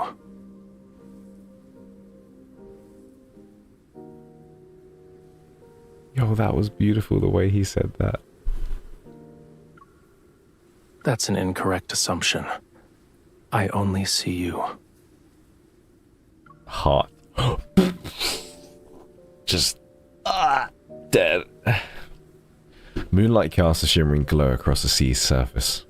Blurry, distant stars sparkle where the ocean meets the sky. What is it? It's to stop you from jumping into the water and vanishing again. Holding my hand won't be enough. If you keep disappearing, it'll be hard for me to fall in love with you. You should at least tell me what you're doing and where you're going. Would you like to accompany me this time? Huh? He raises his hand, and the moonlight condenses into a strand of silver thread at his fingertips. Then it descends onto the sea's surface. Every stream immediately becomes visible in the water's reflection. They follow the moonlight, coil around his cupped hand, and dance. The perfect opportunity is right in front of you. He releases the strand of moonlight and makes a gesture with his hands that resembles a flying bird. He whistles, and the sound lingers. Then an enormous white skeleton rises from the sea. A skeleton? It reminds me of a fish with large fins. The creature swiftly cuts through the sea mist and appears before me. Are you scared? Don't underestimate me. But as soon as I step forward, I find myself at a loss. I'm unsure of how to approach this skeletal creature. I feel a sense of weightlessness as Raphael places me directly on the creature's back. His legs then transform into a tail, and he swims into the ocean. Hold on tight. Should you fall, I won't save you again. I love the way he does that. He does like the one-liners and then looks. It's cool. How many chapters are there? 1, 2, 3, 4, 5, 6, 7, 8, 9. Okay. I'm gonna have a mini break. Mini break, guys. Water. Get some water. I'll be back in a second. Time to fill up to say the thank yous, and I'll see you in like 2 seconds, okay? Okay?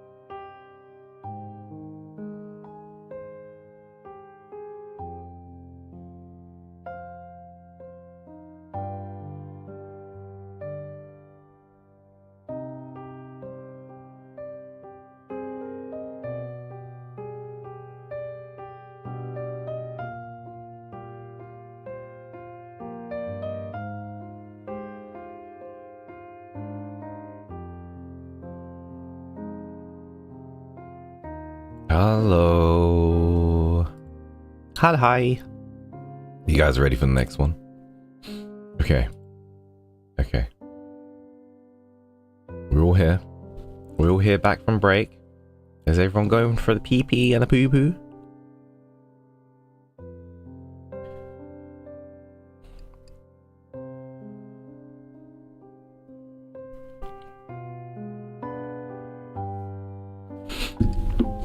Whoa. The outfit change, you guys realized? Do you know how hot it is in this room? It's like 30 degrees right now in this room. And do you know how I have to play? In the broad daylight, I have the curtains shut. So I'm just in a sauna. I am steaming. And I'm hot. I'm really, really hot. So. Okay. You guys ready for this? Raphael, my baby boy. Raphael swims through the inky black water. Silvery light breaks into the pearls that flow along his tail. His clothes... Sorry, I didn't read that sentence properly. Close behind is a skeletal creature that's carrying me. Is this your friend, Raphael? Despite being nothing but bones, it tried to eat me when we first met. Is that what friends do? I'd say it's more of a hungry... Ah! As if it understood what I said, it suddenly whips its tail in an attempt to throw me off. I quickly grab onto what was once its dorsal fin. The Fantasia shark is very temperamental. I advise you not to provoke it. If you throw caution to the wind, it'll reduce you to a pile of bones with just a few bites. Its species died along with Lemuria. I have no idea where this one came from. Could it actually be your friend? From before you went to sleep, I mean. The Fantasia shark raises its head and makes an almost inaudible sound. Then it quietly swims closer to Raphael. Maybe. I caught glimpses of its shadow in Whalefall City. Whalefall City. Okay. According to the legends, it was the most magnificent and beautiful place in all of Lemuria. Sorrow and suffering don't exist there. Humans and their myths have never shied away from exaggeration. I don't remember what Whalefall City looked like. Only when the sea god's power is restored can all slumbering Lemurians be awakened. And then, Whalefall City shall return to this world. That's good. You have a homeland worth longing for. You're implying that yours isn't. It abandoned me first. Not wanting to continue this conversation, I pretend to admire the Fantasia shark, and after a moment an idea appears in my mind. Ah! Hey, Raphael, come here. I want to give you something. But just so you're aware, I haven't done this in a long time. Might not work. I should keep my expectations low then?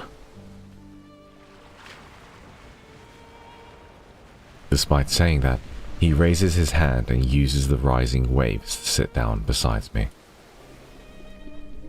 I take a deep breath. Concentrate on the palm of my hand, and then gently place it on the Fantasia shark's head.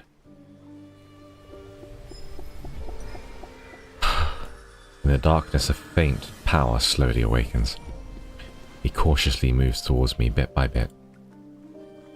I relax my breathing and try to become part of that power. I capture every subtle change. I can sense it. A gentle radiance spreads out from the Fantasia shark.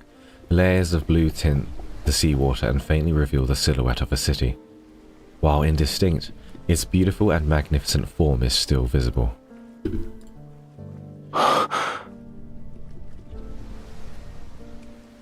I thought this Fantasia shark missed Whalefall City too, so I tried to resonate with it. Did that bring back any memories?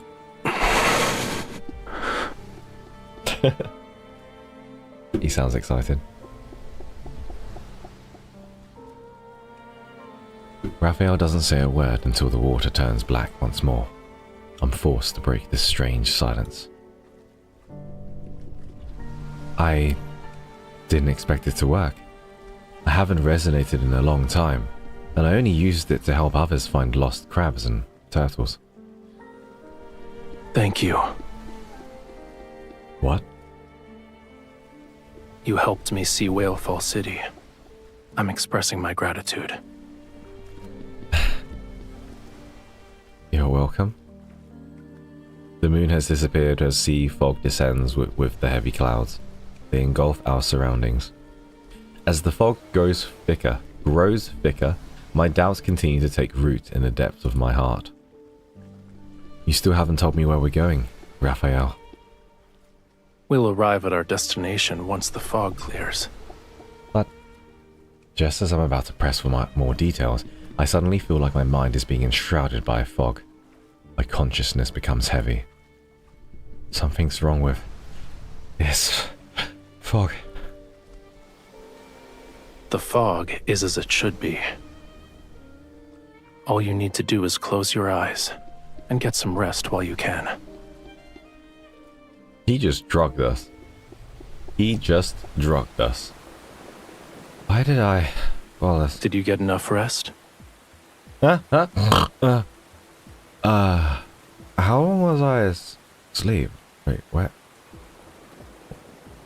where am I? The surrounding seawater surges violently. It rushes with the force of 1,000 avalanches towards a massive oceanic abyss. It's like a crack between heaven and earth. Starlight Mina, my first Nate live. Hey, my first Starlight Mina. Nice to meet you. Hey. It seems as if the entire ocean is about to collapse. The thunderous roar is so deafening that it makes my ears hurt, and a sense of foreboding washes over me. Raphael, please don't tell me we're going there. I thought you were eager Mina. to help me get my powers back. This is what the Tome of the Sea God means by combat the treacherous tides. Now I understand what he meant when he said opportunity. Is it too late for me to change my mind? What do you think? Starlight Mina knows June? Damn, this is some good Raphael lore. You guys need to tell me what the lore is behind that. I sigh, and I resign myself to my fate as I hold him tightly. Close my eyes and allow him to take me into the bottomless oceanic abyss.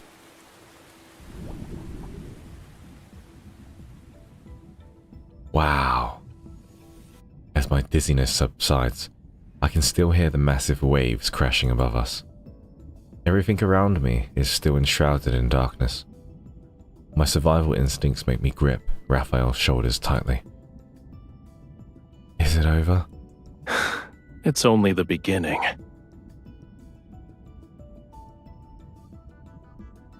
He holds me close as we continue swimming towards greater depths. And after what feels like an eternity, our feet finally touched a flat seabed. Glub glub.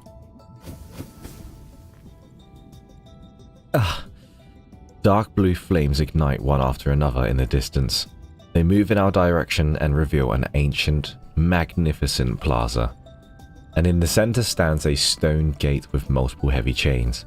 Each one extends to a tall stone statue that anchors it in place. The Lemurians have a lot of ruins. This is the sea god's tomb. Each stone statue below represents a sea god who has perished. I hope you didn't bring me here just so we could be buried together. Don't worry. That day is still tens of thousands of years away. He knows. He shoots lightning from his fingertip, and it hits one of the guardian statues. Stop pretending. I know you can hear me. Young sea god, I've already told you. Now he's a good voice actor. Whoa, that bass. Young sea god, I have already told you. The bond's mark that is etched into your soul was never complete. You cannot enter the sea god's tomb, let alone reforge the Tidebreaker trident. I've already brought the owner of that mark. And even when I'm pushed forward, I'm still trying to figure out what this bond mark is. If we're together, wouldn't that make it complete?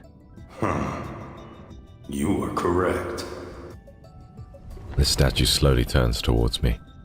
To awaken the Sea God, you must traverse the 33 levels of the Sea God's tomb to reach its depths, and offer the Tidebreaker Trident on the altar. 33 levels of the Sea God's tomb, is that a reference to what now? Expedition 33? Once the trial is complete, you can reclaim the Sea God's power. Combining Raphael's words with the statues, I realize what's happening. There are statues representing past sea gods in each level of the tome. Now, does that mean we need to defeat all of them? Then you'll be able to complete the trial and regain your powers? Are you scared? Nah, I'm not. Dying here is no different from dying in Romirro. Now, if we succeed, our chances of living a long life will increase. Take back those pessimistic words. It's not if we succeed. It's when we succeed. Leave everything to me. You just have to do one thing. Which is? Don't die. Speak for yourself. The Tidebreaker Trident materializes in Raphael's hand as he walks to the stone gate. I take a deep breath and summon a silver sword. Let's begin. That's cool. The stone statues slowly pull away the heavy chains. Layer upon layer of seals are released one after another, and the seabed begins to shake violently. The key to passing this trial isn't to defeat the statues. Huh? He suddenly pulls me close, lowers his voice, and enigmatic mirth flickers in the depths of his gaze. It's related to reaching the altar. As soon as the gap appears in the stone gate, Raphael swings his trident and creates a maelstrom. He sweeps us up and propels us through the entrance. Lightning flashes and sparks fly as he shoots into the first level like an arrow released from a bow. Meanwhile, a sea god statue is slowly emerging from an enormous stone niche. Young Sea God. He sounds so spooky. Lightning strikes and catches the statue off guard. It's knocked back into the stone niche. Raphael doesn't linger. He rides the current into the second level and unleashes another lightning bolt without hesitation. Chaos surrounds us as an unprecedented scorching heat radiates from Raphael's body, yet his gaze remains exceptionally sharp and composed. And he is the only sea god for some reason that is shaven, since all the ones we've seen so far have a beard. The stone statues are either knocked back before they can fully emerge or slow in their hopeless pursuit of us. Duck! I swing my sword to cut down several coral arrows flying towards us, only to feel the arm around me tighten. Like a blazing flame, Raphael turns the entire sea god's tome upside down. Done. With lightning speed, he unleashes the Tidebreaker Trident, and a radiant brilliance akin to daylight fills the sea god's tome. What is the meaning of this? Why is the latest incarnation of the sea god so disrespectful? Well done. A young god should have a young god's vitality. This won't do. We need to add a new rule. Shortcuts are not allowed. Otherwise, my ancient stones will crumble to pieces. How is it over already? I finally got a chance to stretch my muscles, but I haven't even made my grand entrance yet.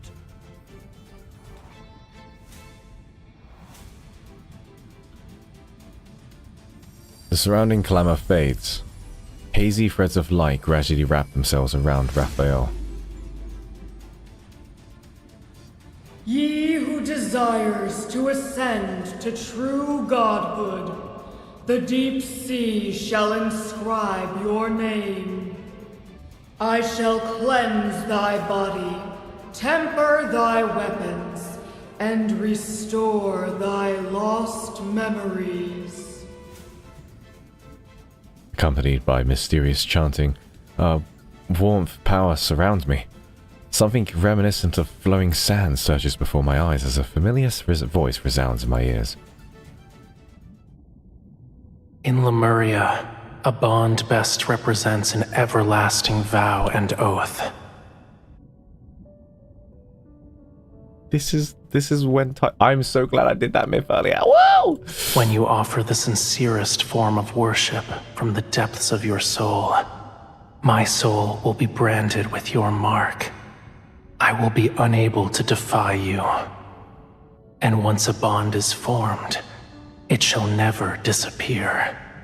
No matter where you are or what form you take, I will always be able to find you and recognize you. It's Raphael's voice.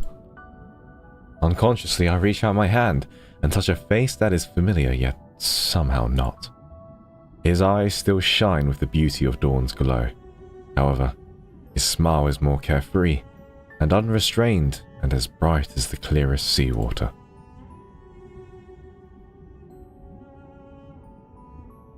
But in the next moment, the warmth in his eyes gradually fades as his body sinks back into the black seawater. Only the mark below his collarbone faintly glows. The Lemurian Covenant. I promised you. What did you promise?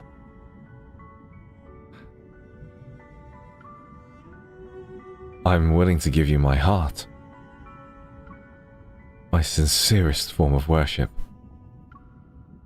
I'm willing to have your very being etched, engraved onto my soul. In a trance-like state, I hear myself say unfamiliar vows, yet every word seems to come from the depths of my heart.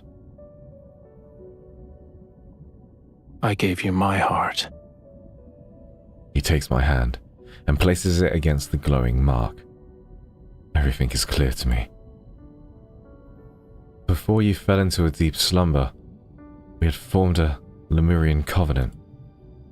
That's why I'm the bride of the sea god. Those threads of light gradually melt away. The seawater is cold again, and the atmosphere is somewhat awkward. A Lemurian covenant can only be forged when both parties are willing. So, you voluntarily became my bride. It had nothing to do with the Tome of the Sea God. Don't forget to apologize to it after we get back. I realize he's teasing me about the time I called the tome worthless. My eyes burn. My ears burn with embarrassment as I clear my throat. He must have recognized our bond a long time ago. He just didn't tell me. It only represents the past, and now it means nothing to us. The tempered tidebreaker trident returns to his hand. Raphael turns around and his tail emanating a more vivid and sharp radiance. Within his body, a portion of the sea god's power has been awakened.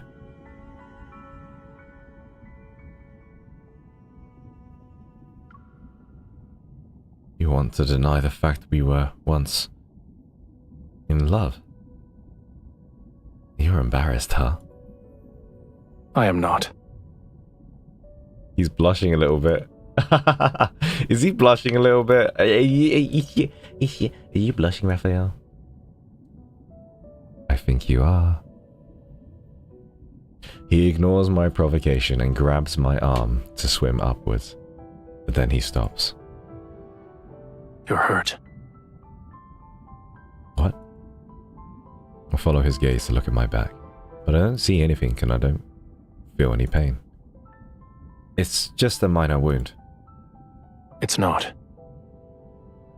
You need to return to Romirro immediately. What? Raphael brings me back to the surface, and the Fantasia shark carries us to Romirro. Loosen your clothes. I need to treat your wound immediately. Is that bad? Hey! What are you doing? Raphael holds my shoulder and with one hand and places his other hand on the back of my neck. Warm power emanates from his palms. Ah! It hurts! Pain from deep within my bones erupts and heads straight for my heart. It's so intense that I almost fall into the sea. Turning my head, I finally see the wound. It's not a bloody gash, it resembles some strange floral pattern. It's not working.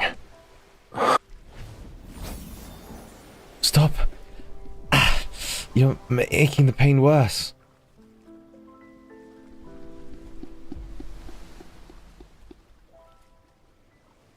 Yet long after Raphael stops, the pain doesn't subside.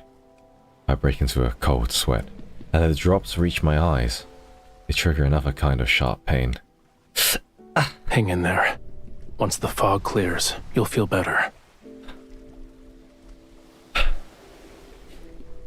Raphael, I need a favor. I groggily lift my eyelids as I rest on his lap. There are rumors. They say the sea god's song can enchant people's hearts and make them lose themselves in illusions.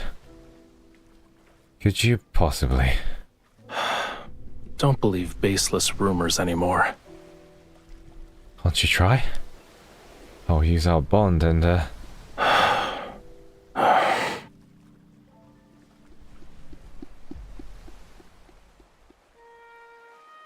A melody is played on a flute. It flows across the rippling, glittering sea and gently falls into my ears. It's unfamiliar, yet captivating as it guides me. I descend into a magnificent dream.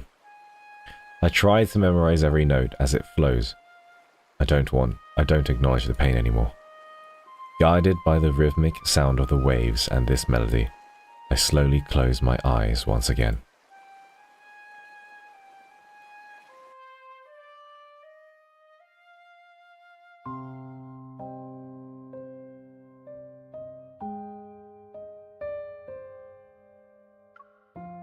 Interesting.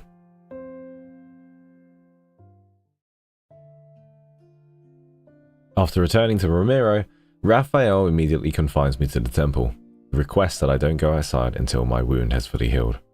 Although I don't understand why he's being excessively cautious. He stays in Romirro, and it's a pleasant surprise. However, the wound on my back often makes me disorientated. Sometimes I can hear faint crackling sounds deep within my spine, and it's as if there are fish nibbling on coral. Maybe a more apt description would be how it felt similar to seawater washing over new scales. At other times, I'm fully conscious yet somehow unable to open my eyes. However, there is one thing I remember clearly. Whenever I curl up into a ball because of the searing pain, the sound of a flute drifts into my ears and numbs my suffering. And soon after, I drift back into a soft, peaceful sleep. While we were away from Romirro, something rather significant happened. Hawken, my favorite voice actor, had escaped from the water prison. Is it back? We've already dispatched a group to search the entire city. As soon as they find something, I'll make a report. It wasn't here earlier. Mari, if you look it back at the VOD when I'm pulling, I was like, the nose flute, and it never came. It's okay, Raphael, you don't need a flute. I can put myself to sleep. If it was me and Raphael and he needs the flute to make me fall asleep, I'll just be like, I got this, man, I got this.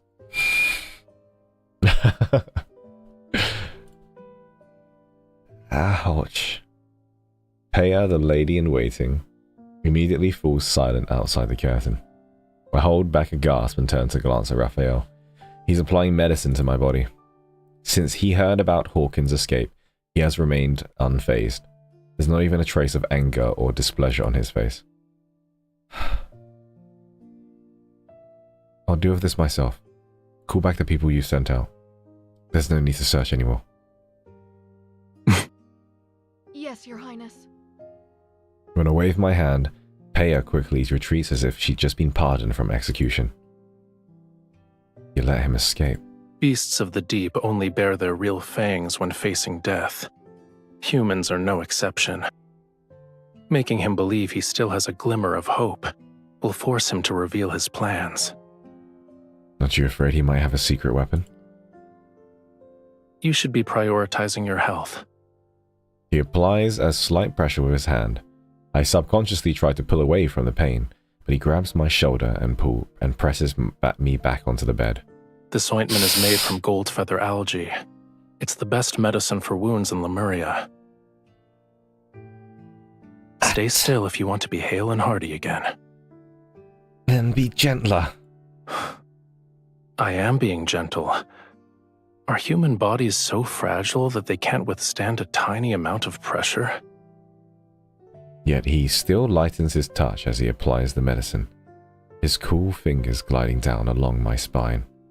I could call for that lady. That's kinda sexy. Oh, sexy. Oh, apply the ointment down my back on the spine.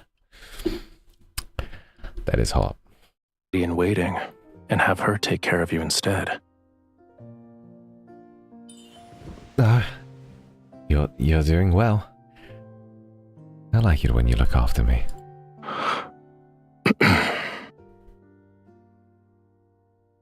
His face betrays nothing. However, in the dim lighting, I notice the tiny scales rising subtly on his neck. I see. He likes being praised.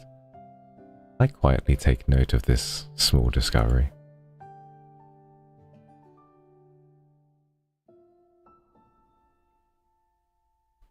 That night, I develop a fever again.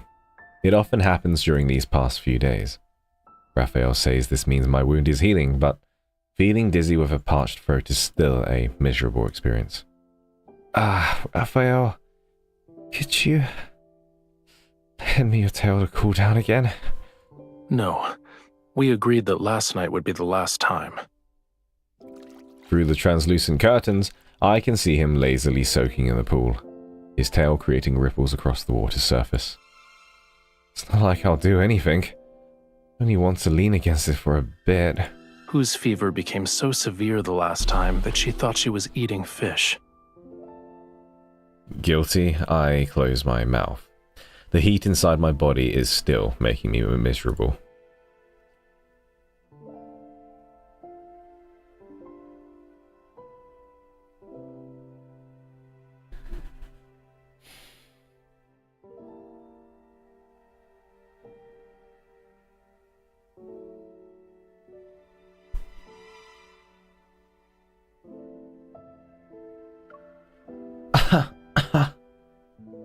Raphael, are you still there? I think my ears are ringing. I can't hear your voice anymore. Truly? That's not good. With a splash of Raphael seemingly moves closer. I quickly close my eyes. After a moment, I hear the faint sound of flames burning metal. If your ears are ringing, then the situation is grave. We'll have to make a cut along each ear to let some blood out.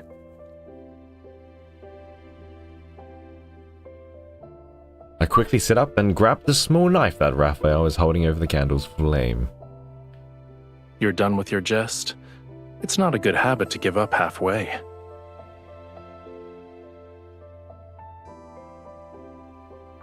But in the end, he gives in. His tail is cool to the touch as I rest my head on it, and I meet his lowered gaze. How much longer do I have to wait for my wound to heal? You'll make a full recovery soon. The mirror beside me reflects a flash of red, and I see the floral pattern. It's slowly fading, but it has left behind jagged, frightening marks. The voices I heard have become different. At first, sounds I usually ignore suddenly become louder. Bubbles popping, fingers brushing against surfaces, heartbeats rising and falling. Then the sound of churning seawater becomes increasingly clear in my ears. Even though the temple is far away from the beach, I can still hear the movements of the tide. Why are you so concerned about this injury? It will make you more like a Lemurian. Your senses become heightened, so you'll be able to hear the call of the most distant oceans and see extraordinarily vibrant colors. He absent-mindedly runs his finger through my hair. But you are a human. You'll become an outcast on land. That's okay. Then you'll be unable to hear any sounds unless they're in the ocean. You won't see any colors unless they belong to the sea. What? Your legs will become too weak to walk on land, and you'll suffer. Seawater will flood your mouth and nose and rise in your throat. That is okay. I think everyone would love to drown for you, Raphael. In the end, you'll drown on dry land. It doesn't look like you're afraid. Because you will keep me alive. You will, yeah? He laughs softly, feels my forehead, and then picks up a cup of water. He helps me drink it. If you try to make excuses again tomorrow, there's no guarantee. He's so shitty, I love him. Yes, Starlight Mina, you are absolutely correct. We do love him.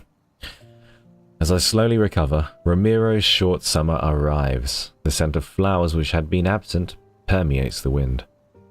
At night, I climb to the roof of the temple and look at the port. The people are setting up tall platforms for bonfires.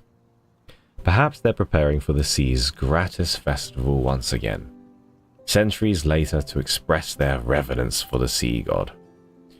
It was once Romiro's grandest festival, and people would thank the sea god and pray for his blessings and protection.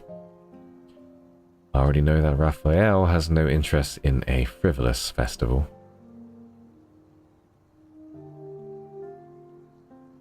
He is You're still so injured. pretty. I know. I didn't leave the temple. I pat the spot beside me and invite him to sit down, and then I return my attention to the conch shell in my hand. It sounds terrible. He twirls a flute in his hand and unceremoniously taps the top of my nose with it. That's not how you play it. If the conch shell could express emotion, it would have already died of embarrassment. Then teach me how to play it properly. I like that song. Why? It might be because whenever I hear you play it, all my pain disappears. And just as no one dares to approach the temple without a good reason, no one dares to go near the tower that once imprisoned me. I thought escaping from the tower would make me feel better, but I guess not. Your cage isn't in that tower. You can't leave the temple or the tower. You're afraid of losing the freedom to go where you please. Once your wound heals, nothing will be able to restrain you. The conch shell is taken from my hand as Raphael realizes I can blow a flute through my nostrils. Listen carefully if you want to learn.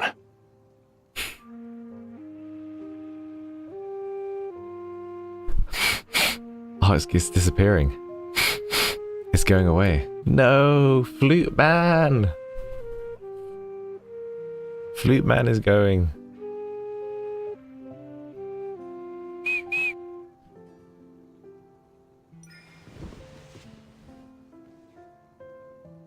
Are they indirect kissing? Oh yeah, they are, because He's kissing the conch. I lean against Raphael's shoulder and skip, and let the vibrations from his chest seep into my bones. Damn! Just absorbing every part of him into you, yes. As he plays, something in the depths of my heart trembles. This island, this entire region, shouldn't be unconquerable obstacles in your search for freedom. No matter how many identities Romiro's people bestow upon you, you aren't obligated to fulfill them. You need to be willing to accept those roles. One of those identities is the bride of the sea god. What if I don't want to be her? Then don't be. Well, I feel a bit reluctant to just let it go. I let out a long sigh and gaze at the lights that extend from around the temple to distant places. I used to love Romirro. I wanted to protect it forever and save it from the prophecy. Unfortunately, it abandoned you. I'm just a tool to the citizens. They believe I will save their lives. Do you want all these people to disappear? If I said I wanted that, would you carry out my wish? If it would make you fall in love with me. Oh, you are so fucking hot.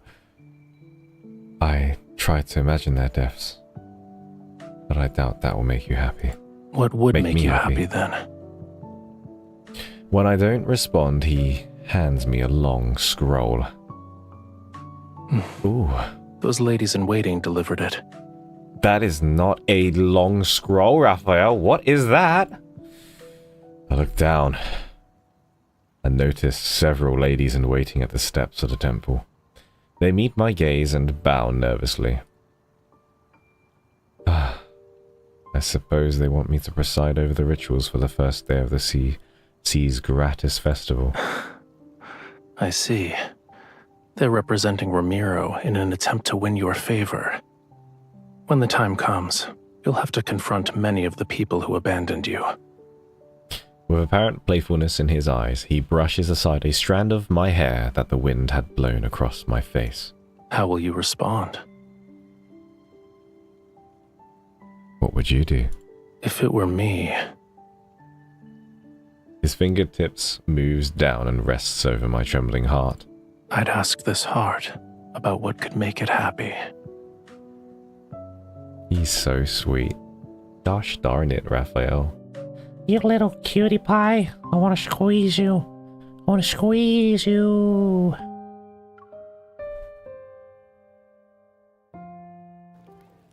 Can I just say, the Wheel of Fortune, the wheel. So you know, Raphael's the god, right? We get it. But the RNG wheel that we spun earlier, it got all of the prophecies right first try, by the way.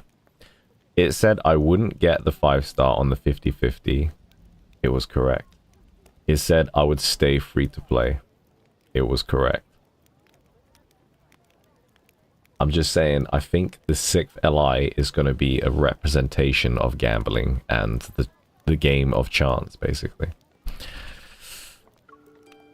With the toss of a torch, adorned with flowering vines and seashells into the bonfire and the rise of dancing flames, the Sea's gratis festival officially begins. I descend from the elevated platform by the shore, give the Summoneo staff to Veri for safekeeping, and then remove the heavy crown from my head. Thank you, Your Highness. It said no to the first 30 pulls. I would not get it. I had to spin it the second time to make it say yes, but if you're going off the first, I mean, it only needs to speak once. No need. In the end, I agreed to preside over the ritual for the Sea's gratis festival. The reason is quite simple. Because the sea god was forgotten and hated for centuries, I'm the only one who still knows how to perform the ceremony. Of course, this ritual respected the sea god's opinion, so many of the complicated, extravagant elements were eliminated. Why did you think the sea god would enjoy a dance that looks like crabs are fighting? It's better to save your energy and make more fried shrimp cakes instead. Yes. These are actually delicious. Yes, they are. It's an ancient dance that was passed down for generations. It's supposed to display the sea god's majesty. Actually, you do have a point. It does look like crabs fighting. As I walk into the resting area surrounded by curtains, Raphael examines the pile of crates filled with offerings. It's as if they formed a small mountain. Because he said the fried shrimp cakes from the city's eastern district were delicious, people rushed to replace their offerings with fried shrimp cakes. Why don't you make more special requests? You could ask for their assistance when you dive into the deep for pearls. I suspect the pearls that the Tomb of the Sea God mentioned refer to something else, though. Aren't fried shrimp cakes special? Hell yeah, they are special, brother. Food in the sea is too soft. Nothing has a unique texture such as this. He breaks off a small piece and puts it in my mouth. Then he tosses upward a bubble filled with water to wash his hands. As for the pearls, it can't be completed in a day or two. You also don't have to scour the entire sea for oysters. What you need to do now is... His fingertip lifts my necklace. His eyes reveal what he's saying. Apply medicine. I loosen my collar and take off my top to decide. Now, when I think about how this wound is almost fully healed, I feel a tinge of sadness coming along. Hey, Trixie. During the ceremony, I realized for the first time that the sea wasn't completely black.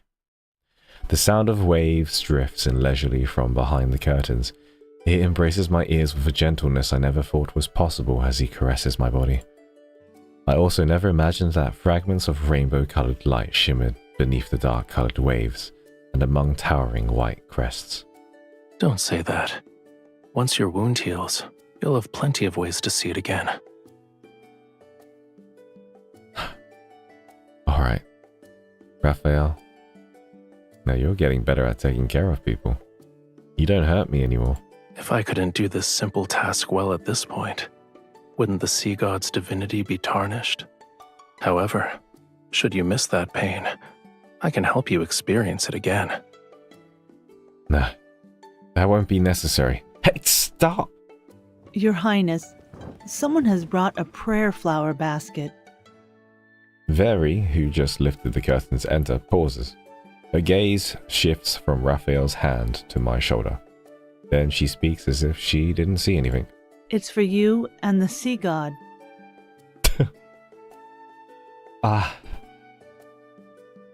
Of course. You can leave it here. Yes, Your Highness. After Veri leaves, I pull my clothes back and silently glare at Raphael. I bet new rumors about us will be circulating around the city tomorrow. Such as? It's hard to say. Perhaps they'll mention the sea god's bride in broad daylight doing, Oh, that's not right. The people shall speak of her doing this and that with the sea god in the dark hours of the night. I cannot believe that MC, this is the first time MC is referring to the sexy. Oh, they are having the sexy. Oh, baby girl. Oh, baby girl. Look at this. Perhaps they'll mention the sea god's bride in broad daylight doing the doo-doo, doing the jiggy, doing the doing, the Humpty Dumpty. The cows go moo moo, the sheeps go bar, and the fox says something, right? They are doing the deed. What exactly is this and that? I don't understand. Oh, the prayer flower basket floats into Raphael's hands. He lifts the red, blue, and silver ribbon. Then he fiddles with the seashells inside the basket. What does this basket of seashells represent? It's one of the traditions of the sea's gratis festival. Every household prepares flower baskets filled with seashells to exchange with others. The more beautiful the seashells, the more beautiful the blessings they represent. It's how one can convey well wishes to people. Why would anyone want to exchange seashells with me? I tuck that thought away and pretend to be interested as I take the flower basket.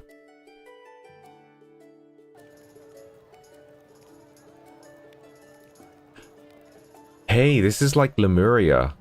This is where like the fishies were swimming around, I'm pretty sure. Having changed into the lighter clothes, Raphael and I walk along the central streets of the city towards the temple. The moonlight and stars cast a blue glow across the night sky.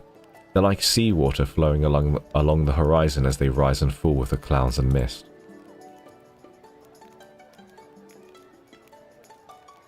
Try these crispy fish. They're delicious too and crunchy. They're slightly bland. Is that so? Maybe the salty seawater has numbed your tongue. I told you multiple times already. I'm not always drinking seawater because I'm in the ocean. I drop a few coins, ignore the stall owner's somewhat bewildered gaze, and shove a bag of crispy fish into Raphael's hand. A decent number of people recognize us, but we tacitly ignore their gawking. Alexa! Don't turn on. Alexa! Play Gawk Gawk 9000.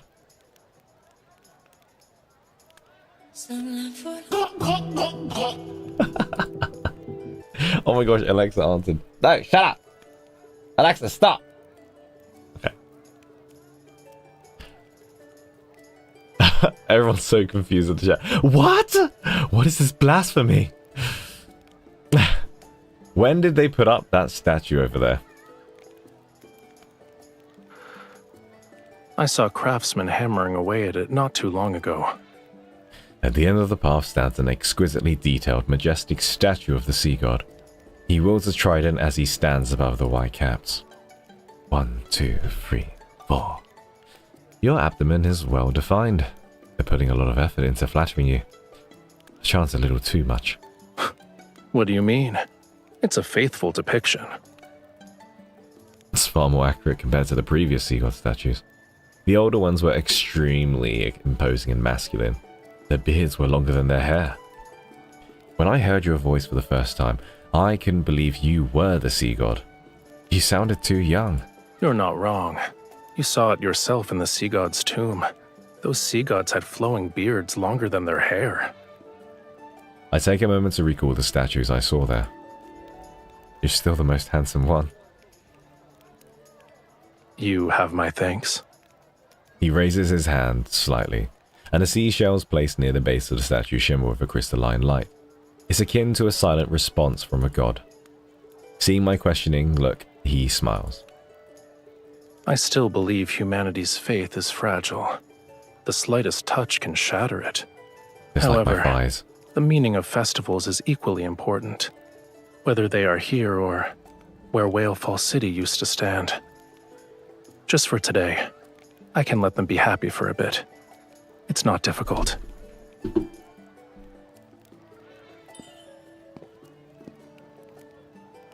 I hold his fingertips.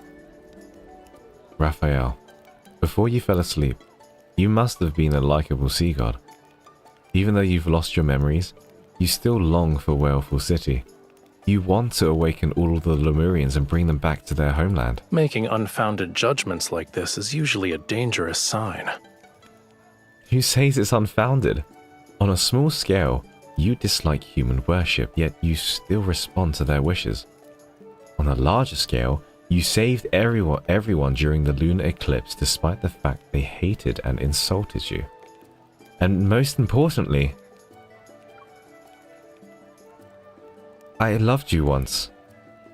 It was enough to forge a covenant with you.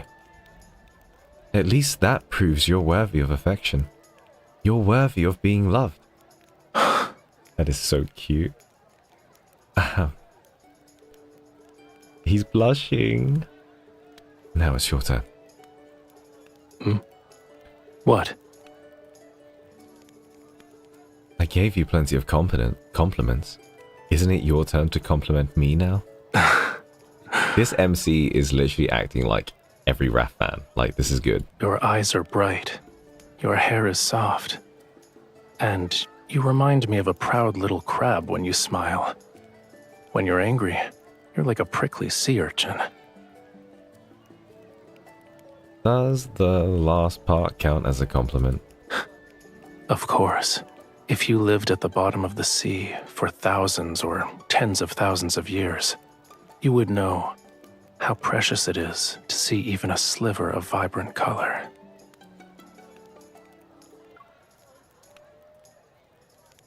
I'm guessing the sea urchin like shoots colors out. I think they do actually. I open my mouth, but I'm unable to find the right words. The basket in my hand sways slightly. I lower my head and see a little girl slipping a pink seashell into my basket while taking another one. After we make eye contact, she immediately scurries back to her mother, who's the stall owner selling crispy fish. The stall owner struggles with how she would respond. Then she gives me a forced smile. See? The people here like you too. That's not it. It's, whether it's belated guilt, cautious appeasement, or even more complex emotions that are impossible to articulate, I can't say. I haven't done anything to deserve their affection. It's because you're you. His hand covers mine, and it moves past the tricolor ribbon on the basket so his fingers can intertwine with mine. All endearing words suit you perfectly.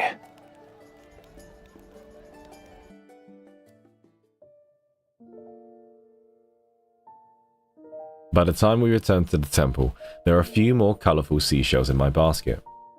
Not a lot, however. I hang it by the windowsill and I see Raphael is about to approach the pool. I quickly run over to stop him. Wait! There's still something we need to do. I take out the floral liquor I had prepare and pour it into a silver chalice. Now we celebrated with everyone else. Now it's time for our private celebration. The Seas Gratis Festival is also for lovers, people who collect elder flowers during the spring and use them to brew a liquor. You're supposed to give it to your beloved on this day. Does this contain your entire spring's collection? I bought it, and I was still locked up in the tower in spring. It's all right. I don't mind. Raphael picks up his glass and gently clinks it with mine. The floral liquor is sweet and pure. After drinking it in one go, I refill both glasses and get slightly emotional because the music choice is absolutely perfect. Now that it's just the two of us, is there anything you want to say to the sea god? To me? Huh? During the ceremony, your chants were filled with other people's words to the sea god. They were not your own. Don't you want to tell me something? Maybe I can make a wish come true.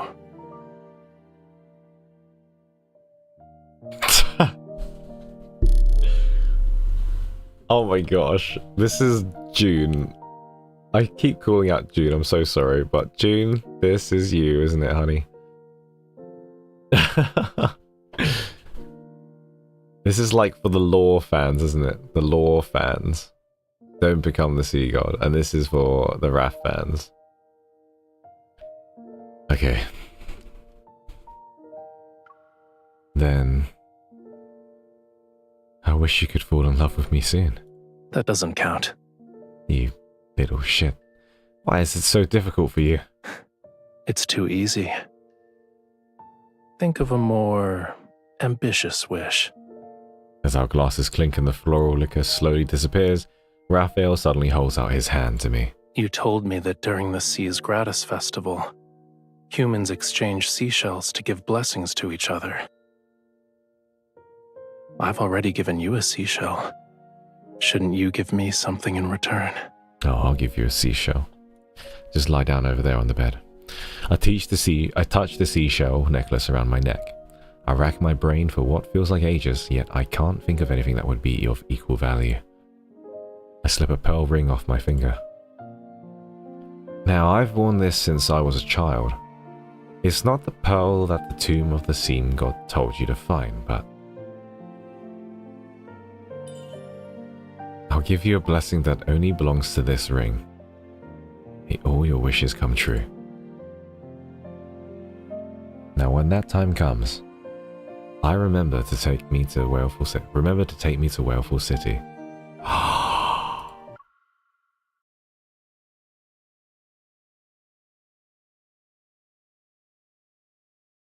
This is Abyss Walker! This is Abyss Walker! They do that, Abyss Walker!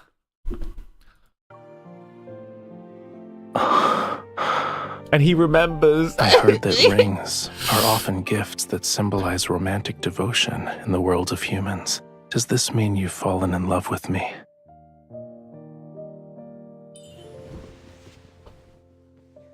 I contemplate his words for a moment before I lean forward and kiss the corner of his lips.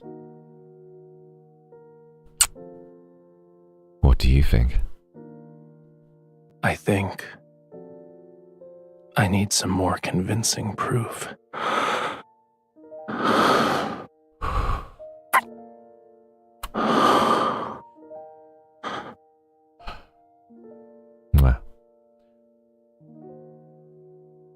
That night, the sound of the waves draw closer. Gentle, melodious music mixes with the laughter as fantasious sharks swim overhead. Vibrant colors burst before my eyes. Someone reaches out to hold my hand, and my veil is lifted, and I'm led towards the light. Then the music and laughter transform into weeping. I'm so happy for MC. Can I just say, I'm so happy for MC and Raphael. That is such a good pairing. Oh my gosh. They're making sweet baby love. Get that out. All colors fade into a dull grey, and the hand that's tightly holding mine gradually turns cold. Seawater engulfs everything. The cold overwhelms the world, and even the last melody played on a flute sinks into a deathly silence. But the hand is still, doesn't let go of me. It's making me blush. I'm like, oh shit, he's still holding on to me, damn. Brother, it's getting a little bit sweaty. When the sun rises, come to the beach. I'll take you somewhere special. On the last day of the Seas Gratis Festival, I'll wake up and find a note Raphael left beside me. My pillow. Rosy daylight spreads across the horizon and paints the sky in distinctly warm colors. Yet the wind carries an unusual chill. There's a smell. It's repulsive. Ugh. Fishy stench. Ah! I swiftly draw my silver sword and block an attack that was aimed at my heart. Yet something akin to sharp claws pierces my body. Like a coiled tentacle that's covered in thistle-like barbs. They dig it deeper into my skin while I struggle. It's been a long time, bride of the sea god. You son of a bitch. So that's where you went, huh? Hawken, I missed you. Still maintaining his sanctimonious facade, he emerges from the darkness, but behind him several grotesque, elongated shadows extend outwards. You were waiting for me. Our trap is too obvious. The toxin from the barb seeps into my blood. My body becomes numb, but I doubt I'll die from it. Too bad. That sea god deceived you with a few empty words. You're still under his spell. Do you actually believe he'll save you? He'll only lead you to your death for his own selfish desires. I'm so sorry. I love this. His eyes gleam with malicious intent. As my consciousness begins to fade, traces of light are gradually devoured by darkness. Don't resist. Now then, follow me. Everything I've done is for Romirro. I want to prevent it from following the same doomed path as the Muria. One more time, baby boy. One more time. Sweet, sweet words. He needs a secret time. Can we get a Hawken secret time? Can you imagine him slurring like, go to bed, you son of a bitch. Everything I've done is for Romirro. I want to prevent it from following the same doomed path as the Muria. I wanted to prevent it from following the same doomed path as Lemuria.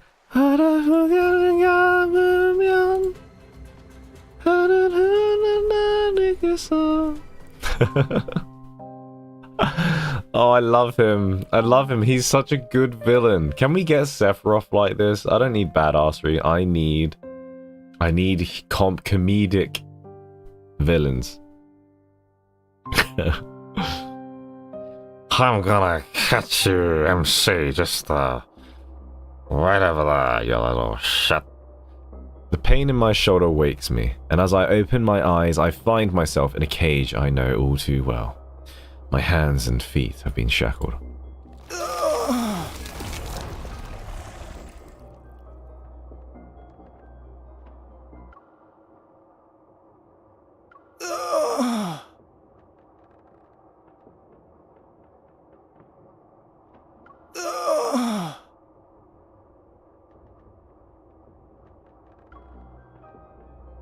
He's got range, lots of range, vocal range, I would say.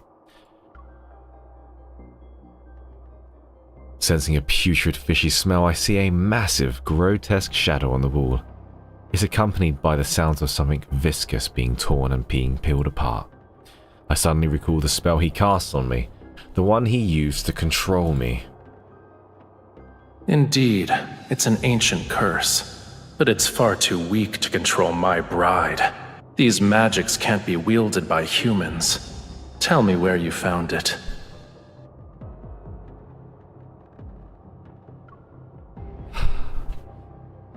You're no longer human.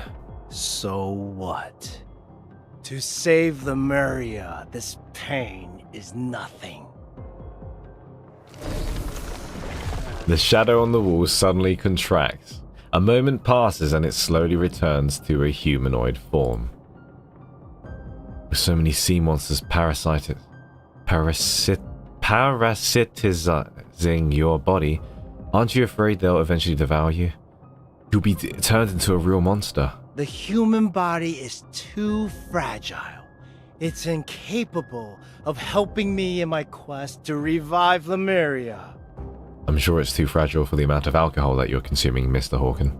I need a body powerful enough to let me live for thousands of years. He's our generation's Celine Dion. I couldn't have said it better myself, Rifter Khan. That was great. But that sea god, he destroyed the body I had painstakingly crafted when he put me in that water prison.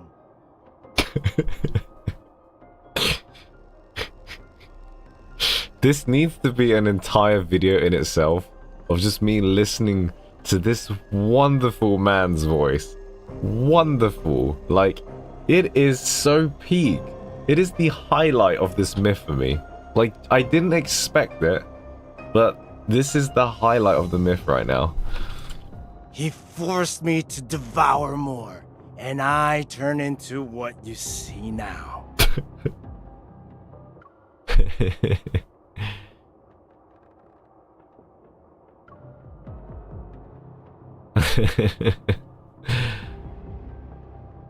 Noticing the countless festering cracks and deformed joints on his hands, I feel nothing but shock and pity. Recalling his talk of Lemuria and the implications of his recent words, a theory forms in my mind. Are you, Did she actually just say, is Hawken a Lemurian? Like, does Hawken, who is now deformed and grotesque, look like Talia? Huh? Natalie? Natalie? You wanna wake up a little bit, girl? How on earth does he look like a Lemurian? If he says yes, I'm gonna be so gobsmacked. I'm gonna be so gobsmacked. But you were born and raised in Romirro. Lemuria was destroyed tens of thousands of years. Lemuria was never destroyed. Is he a Lemurian? He yanks the chains and I'm forced to look into his eyes that are filled with ominous darkness. It's sleeping. It's waiting for me. He is. What the fuck? Once I kill that foolish, selfish sea god, I will become Lemuria's new sovereign. Yeah, okay, maybe he's sick for lie. Maybe he's sick for lie, okay? I didn't realize sick for lie. I shall resurrect Lemuria, the only civilization that's glorious enough to rule this world. He's a sick for lie. Six the lie? Six the lie? Yes, Halsey, yes. Ah! He seems to have lost his mind with his obsessive delusions and hatred for Raphael. However, his words aren't complete nonsense. Provoke him. You're making up baseless claims, old man. How are you sure that killing Raphael will resurrect Lemuria? Perhaps everything you're doing is wrong. Maybe you're the one who destroyed... Everything I do is for Lemuria, for the homeland of all Lemurians. I am not misguided. He is so cute. This V, I can't... Sorry, it takes me out of the roleplay so easily. It's like butter on toast. It's like butter on toast. Like the way he says every word. Like the homeland. I'm so angry. Like he sounds so angry. He's putting like 110% effort. And I'm not faltering him. I love it. Everything I do is for Lemuria, for the homeland. Of all Lemurians. Yeah. I am not misguided. You say that again, Hawken. The wound on my shoulder is torn open again. Ouch! And I endure the pain and continue speaking. Then, how is this related to you kidnapping me? Don't you remember? A tentacle tosses something at my feet. It's a small, fractured stone tablet. However, I recognize it instantly. The tomb of the sea god? It's very similar to the one in the temple. The patterns and text are almost identical. It's as if it was broken off from that larger stone tablet. You are the only human who can communicate with the tome of the sea god. Go on, read. The blood from my shoulder drips onto the stone tablet, and the buried text emits a faint golden glow. Find a true love. When blessed with a true love's kiss. Claim her heart by your own hand. A heart pure, flawless, and filled with love. Best offering can give to Lemurians. The prophecy from the tome of the sea god that I read. It was incomplete. Do you understand now? If the sea god wants to reclaim his power, he needs more than true love. True love is just a stepping stone to him. Hawken gives me a mocking glaze that's filled to the brim with contempt. Akin to how a starving person seeks food. Ripping out your heart is the sea god's natural instinct. We knew that from Abyss Walker. Why are you telling me this? I'm trying to save your life out of the kindness of my kindness. The kindness. Hawken, I've known you for at least a few hundred years. You can't lie to me. Or do you honestly think I would harm Raphael if I knew he was going to kill me? You wouldn't? You believe? That pitiful illusion you call love is enough to make the sea god give up on your heart? Heart? Should he recall what happened millions of years ago, do you think he would still show you mercy? Is he referring to...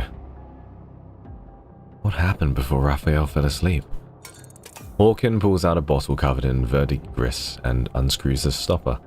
An eerie vapor drifts out. Come, witness the events from the annals of Lemurian history. See how you and that sea god destroyed Lemuria. Did he say Lemuria or Demerica? See how you and that sea god destroyed Lemuria. Lemuria, the new America.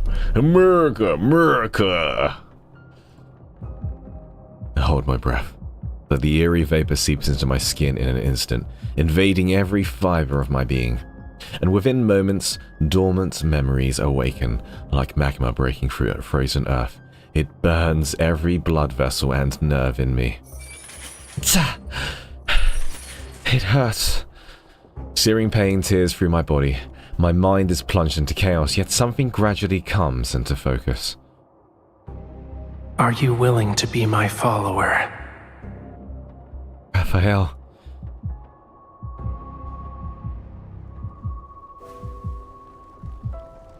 The massive circular chamber is as dim as twilight.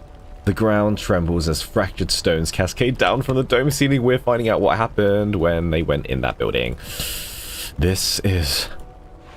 Chill. My body is suddenly pinned down. Ow! A sharp dagger is pressed against my... What?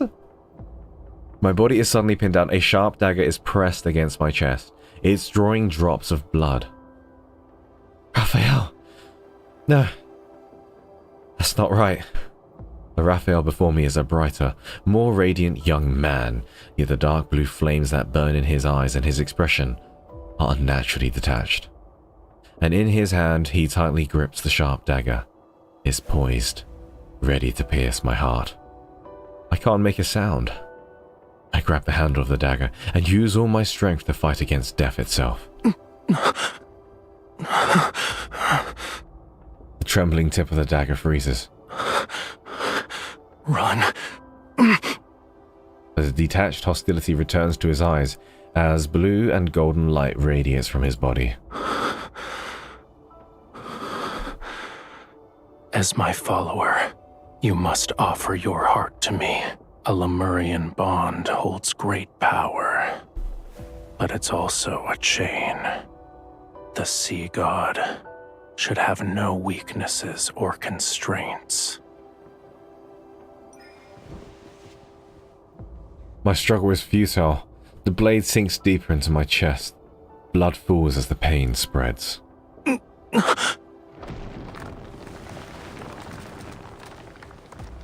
There's a loud crash, and the strength of my body loosens. Raphael leans against the wall that's far away from me. Pain has contorted his face. Inside the stone niche burns a gentle yet feeble flame. It's so weak that a breeze could extinguish it. Stay away from me. This is what's happening just at the end of When Tides Echo, and they don't reveal what happens until now. Those dark blue, golden lights still surround him. However, the blue flames in his eyes have been extinguished, or rather, suppressed. You cannot stay here. Lemuria's flame requires the hearts of our followers to sustain it. This is wrong. Oh my gosh. Should it continue, 'tis only a matter of time before I lose control and hurt you again. You must find a method that will allow it to burn forever. That shall be Lemuria's true path. Ah, so he wants to go against the prophecy. The flame from the niche gently floats to Raphael's fingertips, and then it transforms into countless delicate threads of light that flow towards my chest. Shocked, I try to break free, yet I find myself bound by these threads. A strange, warm power flows into my heart. There is a legend. It says the wick of a flame exists in the place where all oceans converge. Find it, and Lemuria will be enveloped in light and endure forevermore.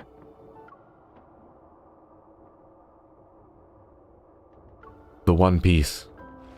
Water currents embrace me and carry me out of the temple, and from a distance Raphael gives me a gentle smile. I shall ensure Whalefall City remains exactly as you remember it, until the day you return with the wick. This is my promise to you. Oh my gosh, I just got goosebumps. For 'tis Lemuria's vow, a bond everlasting. I am infatuated with this lore right now. This is awesome. This is some goblin shit right here. This is some good Korean stuff. Damn, Banshee eating good. Despair and blood pervade the seawater as thunderous ruination buries all cries and screams. I desperately try to push away the darkness before my eyes, but it feels like my body is trapped in quicksand. The more I struggle, the more I suffocate. That human deceived you. She deceived all of Lemuria. A human stole our flame. Lemuria will perish. Why did the sea god deceive us? Why didn't he protect Lemuria? The sea god has changed before we even realized it. The seawater drowns their despair, and yet I can't defend Raphael.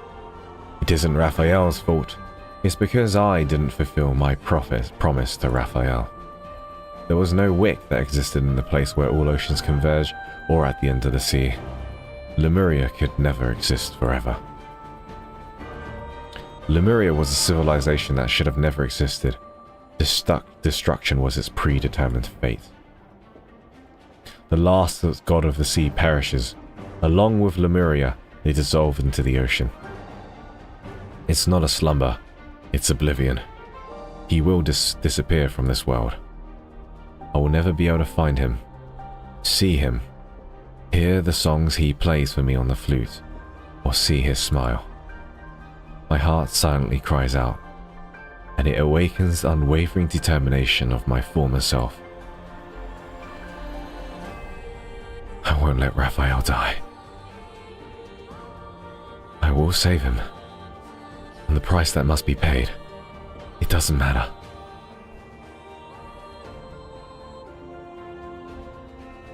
In the violently trembling deep sea, the Summoneo's staff I wield ignites. The cold flames illuminate the gaze that's a breath away from mine. Shock, sorrow, anger. I can't exactly make out the emotions in his eyes. I can only see the mark of our bond on his collarbone. It's like a stream of blinding light. Blindingly bright, burning blood. Countless threads of light transform into runes. I raise the staff and let a phantom pierce his body. I hear my own heart as I speak. Every single word is part of a merciless command.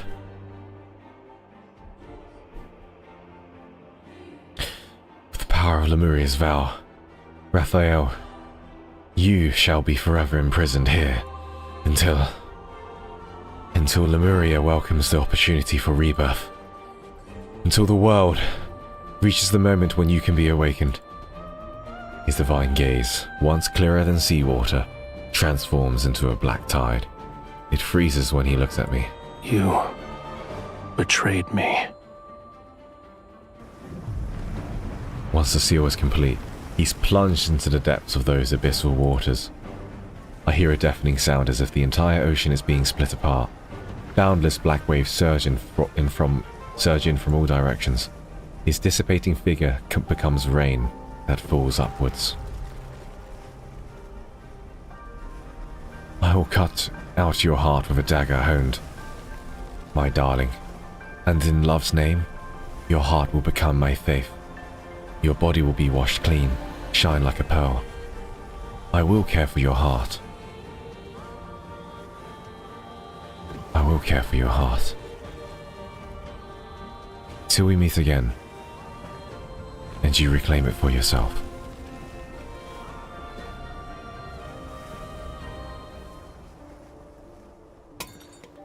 The last wisp of smoke dissipates, and the bottle clatters to the ground. The tides of memories recede as my consciousness returns to the cold, gloomy tower. Do you remember now? You stole the flame and sealed away the sea god, and he trusted you so easily. You are the ones responsible for Lemuria's destruction. My mind is still reeling from the impact of those memories as I lift my head. My gaze focuses on the former castellan. Then it shifts to the silent figure standing in the shadows behind him. Raphael. I don't know when he arrived, however his cold gaze has told me everything. He saw my memories as well. Hawken continues his endless monologue, but I can only hear the chaotic noise. I stare blankly at the figure before me. Our gazes lock, and we freeze under the moonlight. My thoughts also seem to be frozen in place. We'll deal with him first. A faint whisper that only I can hear reaches my ears. I give a slight nod in response. He will kill you, cut out your heart, and leave your body out to rot. You will not receive a proper burial if you want to live. Your only option is to kill him before he can act. Your bond with him is your sharpest blade. You can order him to take his own life. As you can see, anything is possible. Yes. I remember. I was the one who sealed Raphael. I tried to speak as calmly as possible. But I'm also responsible for Lemuria's downfall. Why is Raphael your only target for revenge? Don't you hate me too? Of course I do. However, I'm willing to let bygones be bygones if you kill the sea god. Remove my shackles then. Can I do anything if I'm like this? I lift my chin slightly. You better hurry. He's already here. Huh?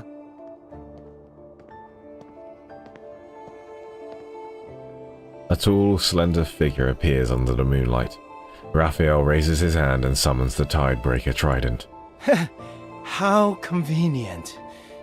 You've delivered yourself to me. The chains that bind me snap.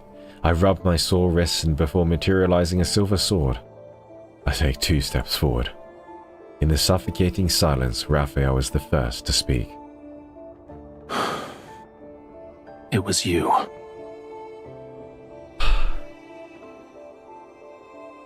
You let Hawken escape on purpose. He was used as bait so you could find out who sealed you away. And that person is me. Correct. The greatest weakness of Lemurians is that bond. And a sea god cannot have weaknesses. He must kill the person who forged the covenant with him. That way, there will be no one left in the world who could restrain or threaten him. And only then shall he become an invincible god. Regardless of whether it's for Lemuria or for myself, I must kill you. He speaks these cold words, although I know it's just an act. I can't help but think. Perhaps these words also contain his true feelings. Well, we don't need to say anything else to each other. I raise my silver sword as lightning flashes at the tip of the Tidebreaker Trident. Blue, fiery power surges around Raphael's body. Farewell, bride of the sea god. When the tip of my sword clashes with the Tidebreaker Trident, our weapons are diverted to the side.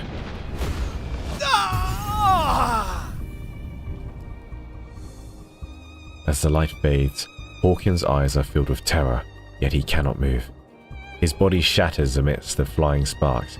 A putrid stench fills the air as viscous fluid seeps between the bricks and spreads across the floor. Don't taint Lemuria's glory with your disgusting ambitions. A man who lost himself to madness has no right to save Whalefall City. Hawken's eyes bulge with fury as guttural sounds escape his throat. Then he crumbles and turns to ash. Raphael withdraws his trident and brushes away the dark embers from his body. Your hand.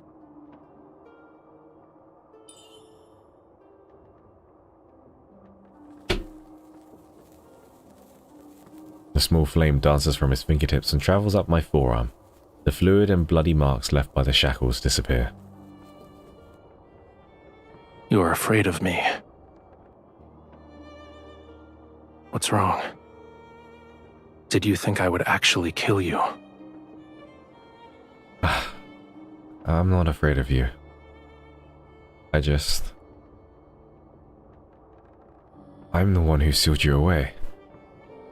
And I'm also the key that will allow you to reclaim your power. You have every reason to kill me. If I asked you to, would you willingly offer me your heart? I want you to answer honestly.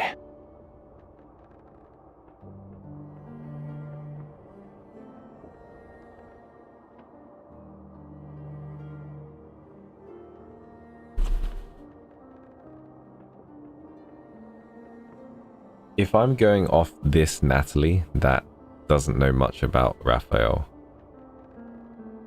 and then you've got all those memories back.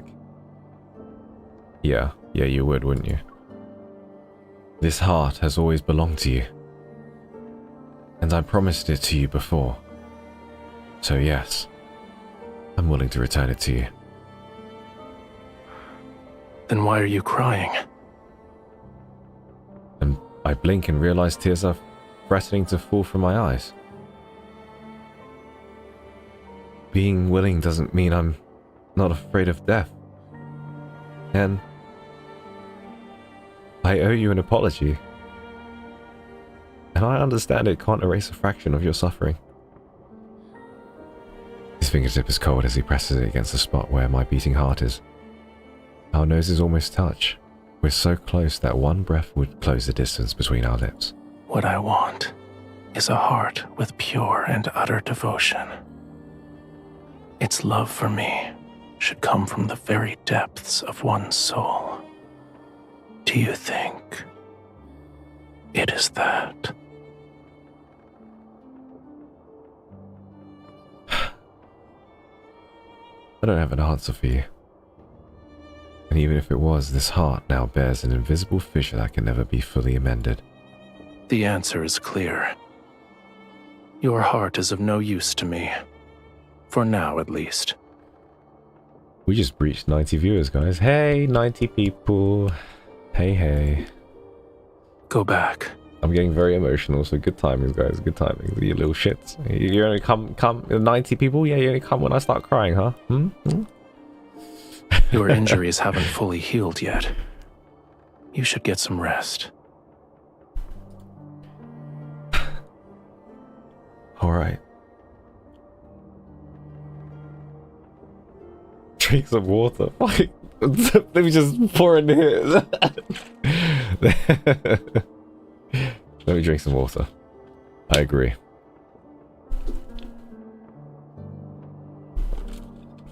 I murmur in agreement, yet neither of us makes a move to leave.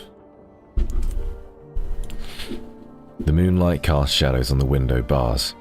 It resembles a wall of thorns that gradually spreads between us. Right now, this moment is like... Plop, plop, plop. Plop, plop, plop.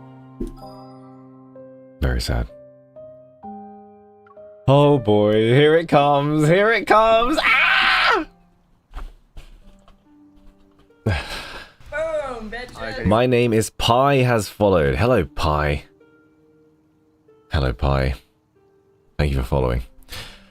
The path from the tower to the temple isn't long. However, it feels as if we've been walking for an eternity. After that day, we continue as if nothing had changed. Yet everything is different. We no longer watch the faint light on the horizon in the morning, nor do we light all the candles in the temple on cold nights. The images from that vision are like an inescapable thorn. It has pierced me and Raphael.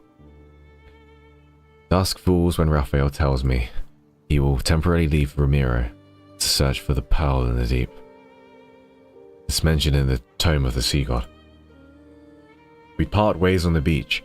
He dives into the sea, his tail catching the sunset's light in all of its beautiful iridescence. The waves and ripples will never settle. Likewise, I will never see him again. What?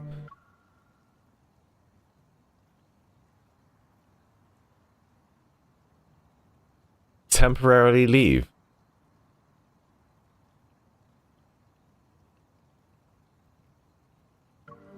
Why would you never see him again? That wasn't the agreement. On the last night of summer, an unprecedented storm falls upon Romirro without any warning.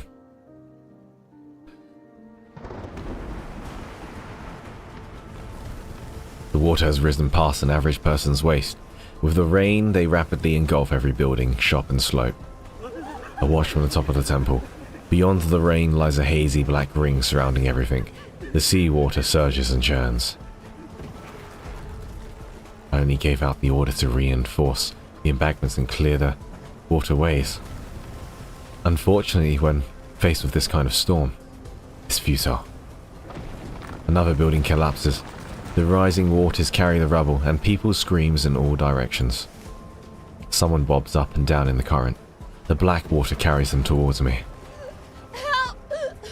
Help me! Someone! recognize her. She's one of the ladies in waiting who served me in the temple. Help! Countless images flash through my mind. They overlap and intertwine. The faces of people below the tower, those looks of disgust or apathy when I was forced to perform the waver ritual. The smiles of people who sent me invitations and exchanged seashells with me during the sea's gratis festival. Hey, you okay? Your Highness, Your Highness, thank...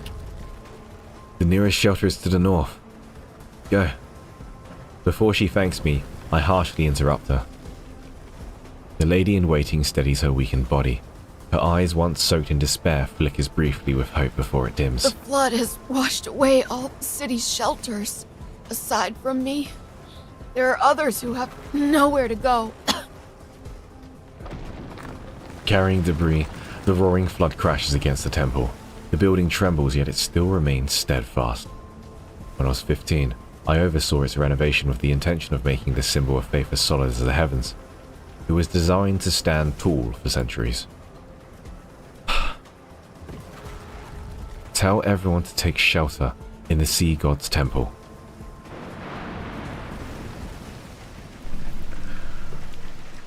Your Highness, we did a search and brought the people we found to the temple. People who escaped the storm are put into small groups in the main hall. They anxiously watch as I stand next to the statue of the sea god. I look outside. The rainfall wraps around Romirro like a sheet of rough gauze. It covers everything in a deathly white as far as I can see. Turning back, I instruct Veri to distribute all the food supplies in the temple. When the storm eases, lead them to Mount Onuna. It's tall enough. The water will not reach you there.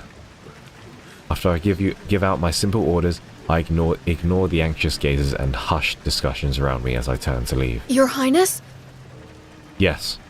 What if the rain never stops and the flood reaches Mount Onuna? What then? What if the third night comes? All sounds seemingly vanish, and only rainfall remains. Gazes pour in from all directions like water. Everyone stares at me as they wait for an answer about their future. That day will never come. The third night hasn't arrived yet, and the rain will stop. Many people turn their heads to look outside. They're searching for the bright moon that hangs in the sky. The tense uneasiness in the temple has disappeared to some extent. As for how long, though, this rain will last, that remains to be seen. Perhaps what they need isn't a direct answer, but words that can serve as a pillar of support. Suppressing the many uncertainties in my heart, I look at the misty blackness of beyond the rain. My promise for Raphael isn't valid anymore. If only this heart truly fell in love with him, then he'd prevent the sea from swallowing Romirro and allow me to live. Back when we decided to fall in love, neither of us anticipated what today would bring. I hope the sea he's in has pleasant skies. My heart aches again as I grasp the necklace he gave me. But what I want is a heart with pure and utter devotion. Its love for me should come from the very depths of one's soul. Do you think it is that? MC, what do you think?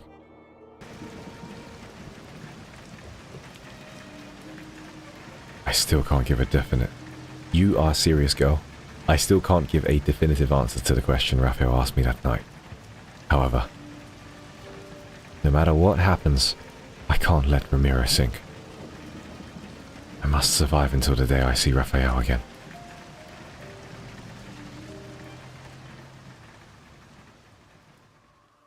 Several days later, the torrential rain finally stops while everyone sleeps. The howling winds subside to some extent. Wading through the accumulated muddy water, the ladies in waiting carry out my orders. They evacuate everyone from the city. I press my faintly aching temples, and I'm unable to dismiss the ominous premonition lingering in my heart for some reason. Mom, look! The moon is being eaten! That's wonderful, kid. What? I look up. The moon has vanished without a trace. Moonlight drowns in murky gloom. Within the blink of an eye, black clouds swallow the last trace of light from heaven and earth. The Eclipse! The Eclipse is here! The Eclipse! No! It's happening! A prophecy from the Tome of the Sea God! Romirro is about to be submerged! After being momentarily stunned, I finally realize that there are no black clouds in the sky. A massive wave is rising from the sea. Holy fuck! Fairy, take everyone back to the temple. But these feeble struggles are no match for the approaching catastrophe. The wave swiftly unfurls its deathly embrace over Romirro. A loud sound explodes across the sky, and for a moment everything is as bright as day. Golden lightning cleaves through the massive wave. The waters flow back and reveal a familiar silhouette. The seashell necklace around my neck begins to shake violently. Raphael? The massive wave collapses and large water splashes touch the land. Raphael raises his tiebreaker trident, and the scales on his tail reflect a piercing cold light. The trident is swung down with great force. Heavy storm clouds are transformed into scorching, powerful winds that sweep across all of Romirro. Wherever the trident points, the flames, more brilliant than the blazing sun, ignite across the water's surface. The Sea God? Is that the Sea God? The Sea God! To control the currents and the tides, without a doubt, this is Raphael's power.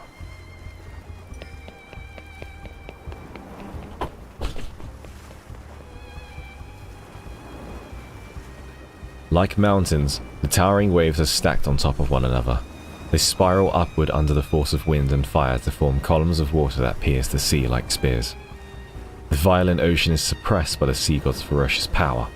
Fire clashes against the seawater that had rushed into Romirro, and the sea is forced to retreat. I run towards Raphael by stepping on the scattered floating debris that once made up a seawall. Only one thought races in my mind. Faster. I need to go faster. Ahead of me, Raphael stands amidst unquenchable flames.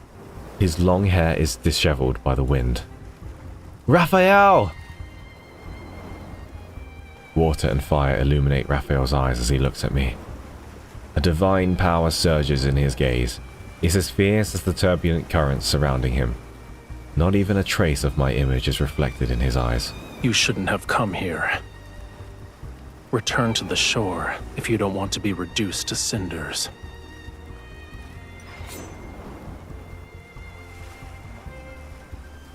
I swing my sword to create a gust.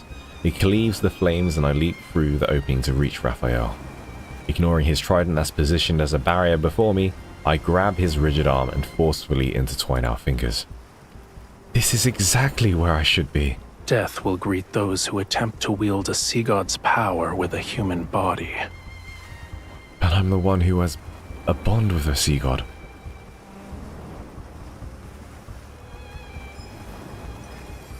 I won't die that easily.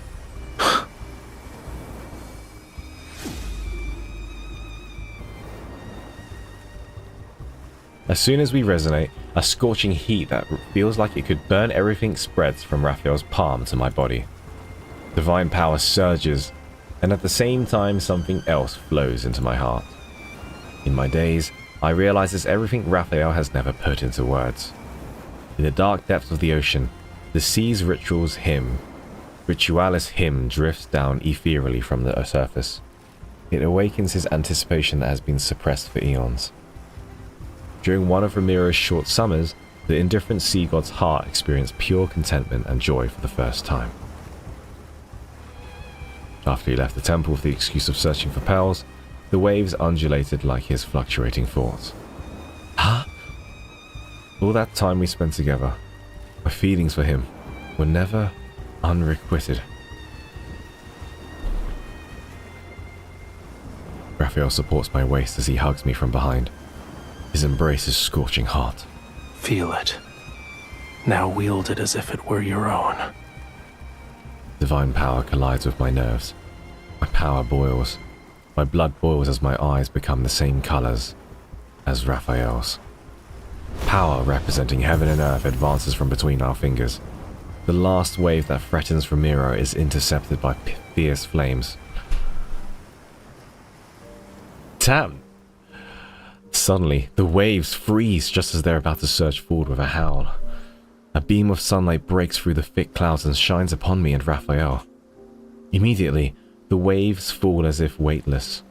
They shed their ferocity and gently push towards the shore.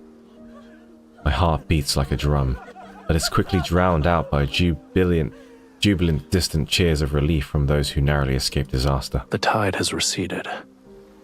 Aren't you going to let go of my hand?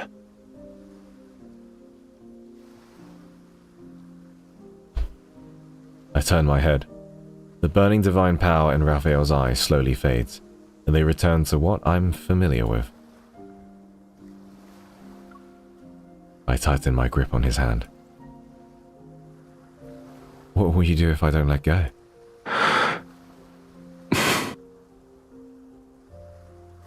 A long time passes. Then he smiles faintly. Keep holding it. Neither of us will let go first.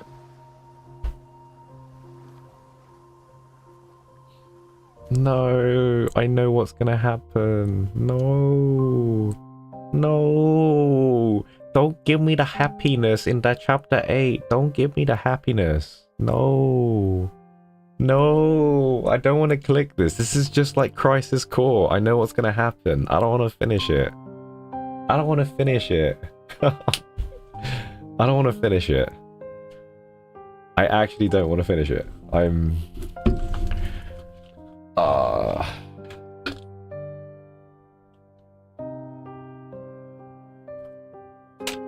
Oh boy.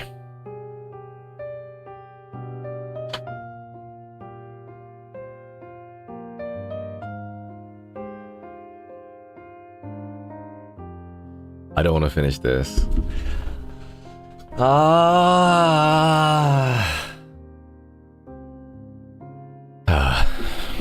Okay. I'm locked in.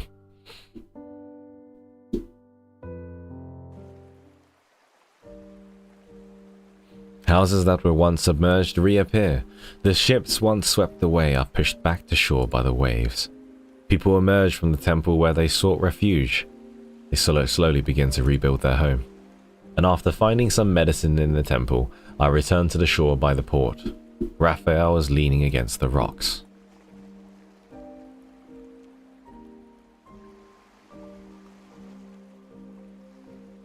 His eyes are closed, and the dim daylight covers his body. His complexion looks paler than it actually is. Oh my gosh, he's dying. He's asleep.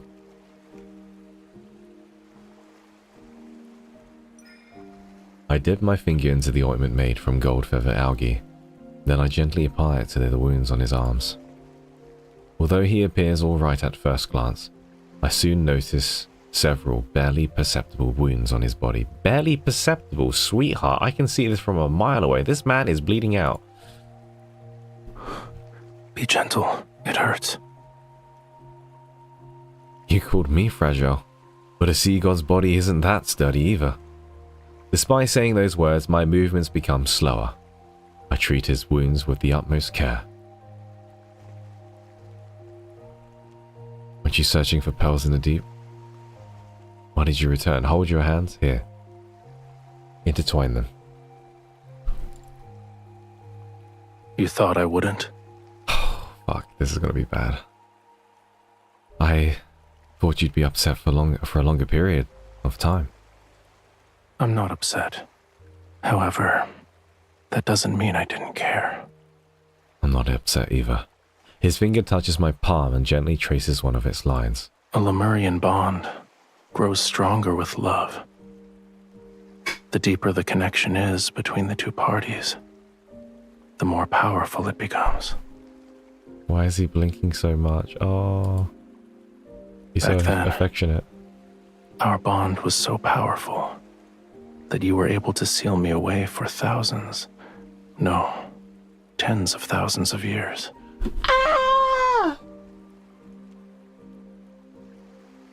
Our bond was so powerful that we sealed him for tens of thousands of years. Oh my gosh! Oh my gosh! Only a love with such pure and utter devotion is capable of doing that.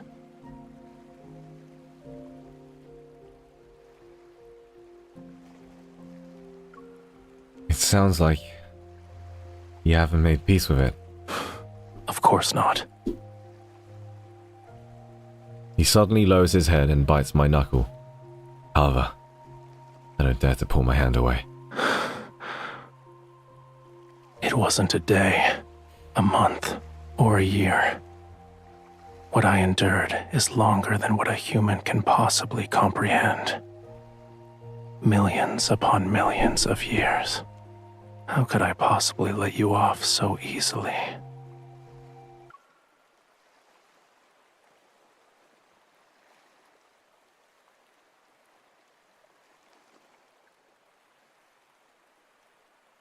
He was what? Does that mean he was bound by for millions upon millions of years? Does that mean he's literally, because it was tens of thousands? Tens of thousands of years, now it's millions. There's a big difference. There's a really big difference.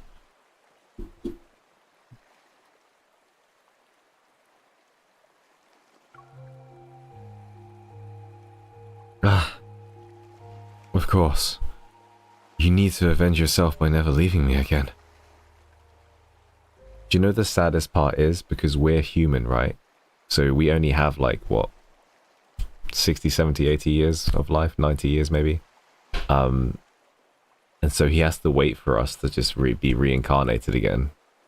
Every time. So for him, time is like 100 years is nothing, right? But every time he's always waiting, and he only has a little fleeting moment of time with us before then we vanish again into the abyss. And he waits again, waiting for us. That's really romantic. After I finish applying the medicine, he stretches his body and brushes away the sand that's clinging to his skin. I heard you protected many humans. Yes. At the end of the day, I can't bear to see so many pointless deaths. I still don't like Romirro, but I can't bring myself to watch it perish. You didn't do anything wrong. Watching your kin march toward their demise is a pain more excruciating than dying. You didn't force yourself to endure that suffering. Well done. Immediately, his tone shifts as he puts on a forked serious expression. However, I do have objections in regards to letting those humans turn my bedchamber into a filthy mess. It's not that bad. At least your pool was cleaned. I already ordered a few people to clean it. I promise your bedchamber will be spotless next time. Good. He pushes himself up, but he pauses as he's about to stand.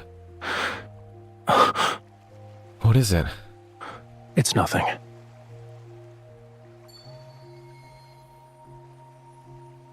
Surging waves wash over the reef as the water recedes. His tail transforms into a pair of legs. Let's return to the temple. I need to see its condition to feel at ease. I nod a second later, and then I notice a small crack in the necklace's seashell.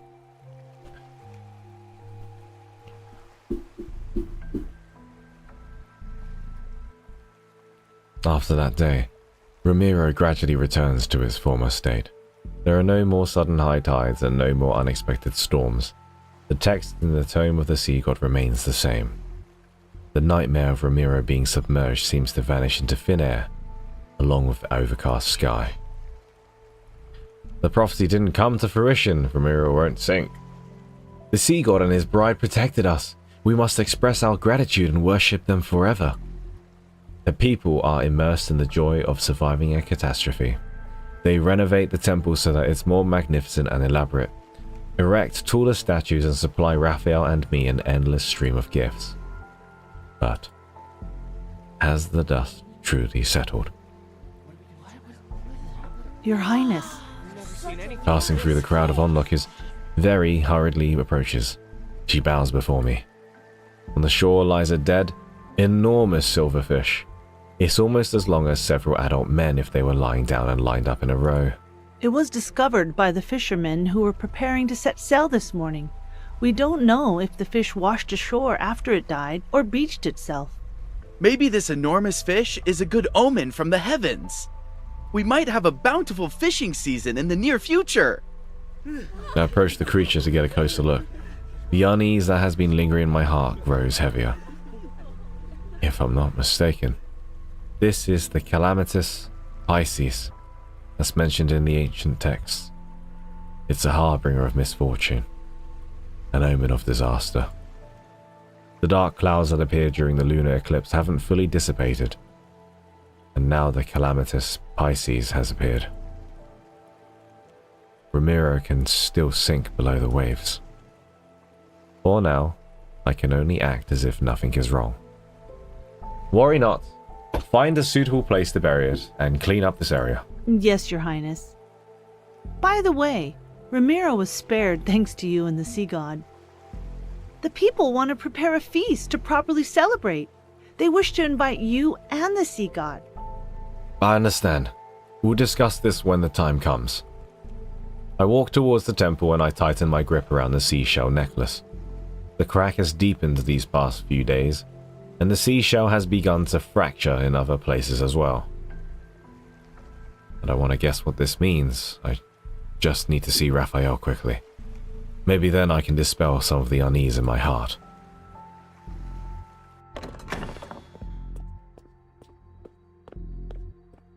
Raphael, I need to ask you. Raphael! Stopping the storm that night consumed too much of Raphael's power. He's been staying in the temple to rest. Yet right now, I sense something is off. I don't hear the sound of flowing water by the pool. And when I left, he was still dozing by the water's edge. Ah, fuck. I rushed to the pool only to find that the springs have dried up. The water resembles an inky black void. And reading with Shen has followed, thank you so much. Worried that something happened to him, I dive into the water. The black water is unbearably cold. I grit my teeth and dive deeper. He appears to be unconscious as he sinks into this nothingness. Raphael! Mustering all the strength I can, I grab him. However, I'm not strong enough to pull him up. This won't work. I need to wake him up. I steady my breathing while I press my hand against his chest. I try to resonate so I can awaken some of his power. Yet time passes. There's still no response. His power is like the dried up spring. With most of it gone, it cannot respond to my resonance or voice. Why is it like this? After the initial shock, I'm momentarily at a loss, and then I notice the churning currents rushing into the deep. A bold idea appears before me. There's a location that's closely connected to the sea god. I hold the unconscious Raphael tightly against me and swim in the direction of the current.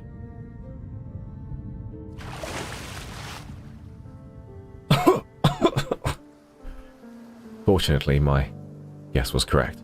The pool's current is connected to the sea itself, which allowed me to successfully get Raphael out of the temple.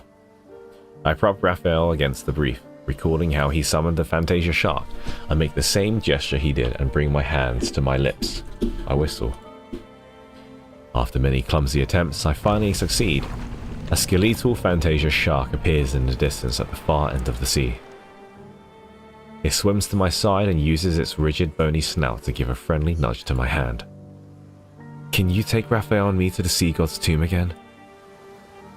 It doesn't seem to understand what I'm saying, so I repeat myself several times. Finally, it extends its thin bone and gestures for Raphael and me to climb onto its back. Thank you. After I steady Raphael on its back, the Fantasia shark turns around and transports us to the ocean's depths.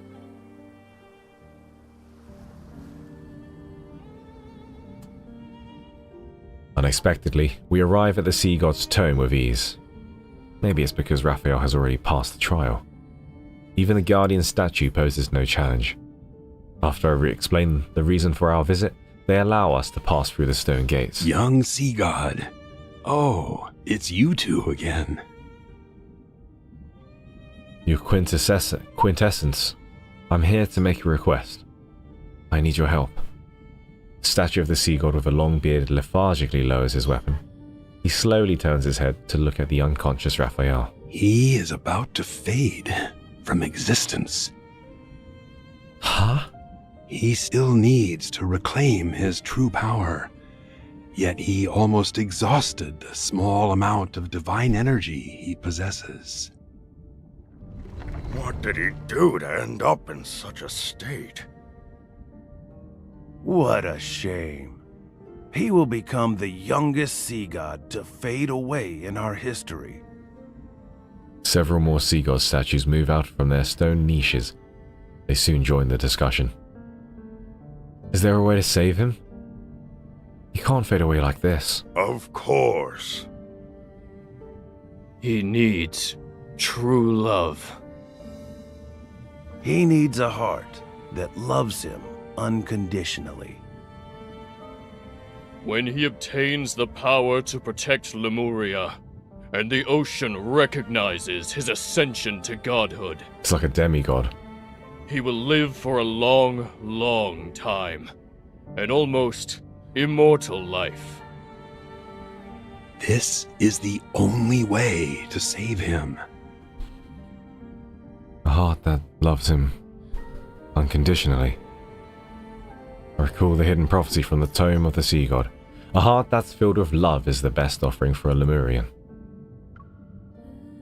Can my heart save him? The sea god speaks in hushed tones. Then the statue of the sea god with a long beard extends his hand towards me. Are you willing to try? Of course. It will hurt. Bear with me for a moment. The ancient sea god clenches his fist, and a sharp pain shoots through my heart. As he guides the process, several threads of gentle light are drawn out. And strand by strand, they float into Raphael's chest. Enduring the lingering pain, I place my hand over him and try to resonate again. There's a response. Your pure heart and the devotion from your love is enough. However, you will dissipate into sea foam once you give up this heart. That decision is yours to make.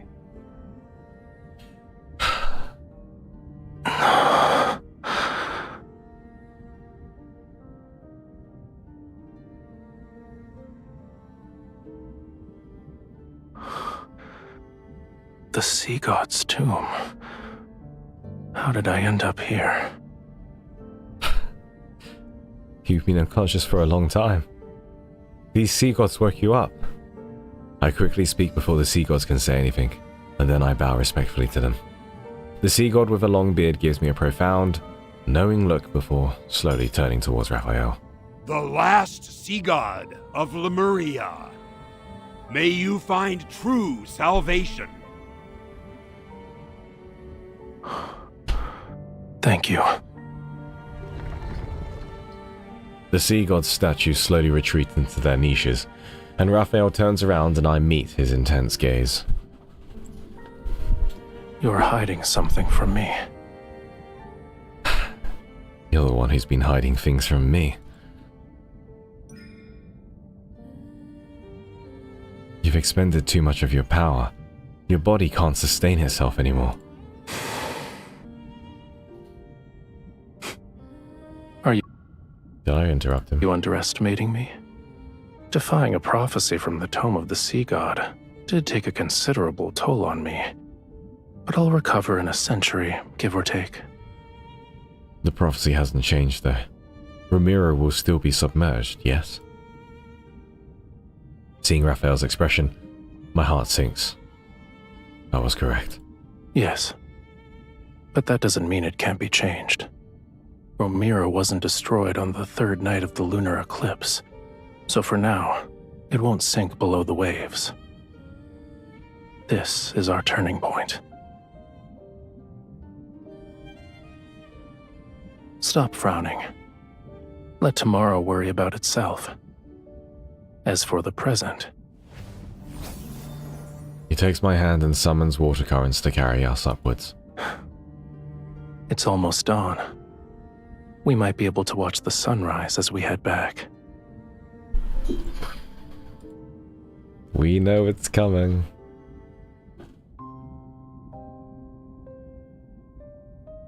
We know it's coming. After returning from the sea god's tomb, Raphael seems to have returned to his normal self. The water in the pool has become clear again. He also doesn't spend the entire day inside the temple. Instead, he enthusiastically takes me along to explore Romirro's streets, alleys, and the wilderness. Just a tiny fragment of this heart's power is enough to revitalize him. If he received an entire heart, perhaps I'm still selfish. Faced with such a choice, I still cannot let go of my desire to live. But time is cruel, and doesn't give me the opportunity to hesitate. After a night of rain, dark clouds once again spread across the sky above Romirro. The time Raphael spends sleeping in the water increases with each passing day. And my necklace's seashell has developed a deeper, longer crack.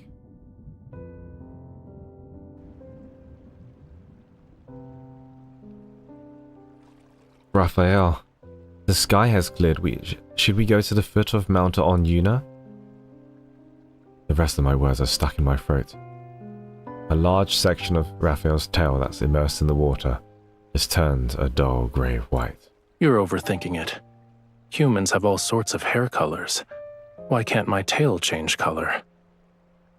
So, what were you saying about the foot of Mount Yuna?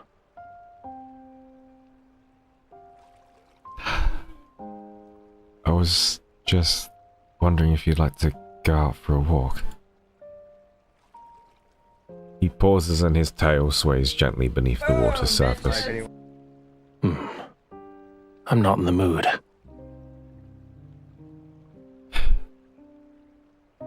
Ashley Girl 13, thank you for the follow. You can't turn your tail into a pair of legs anymore? Your imagination is getting wilder by the day.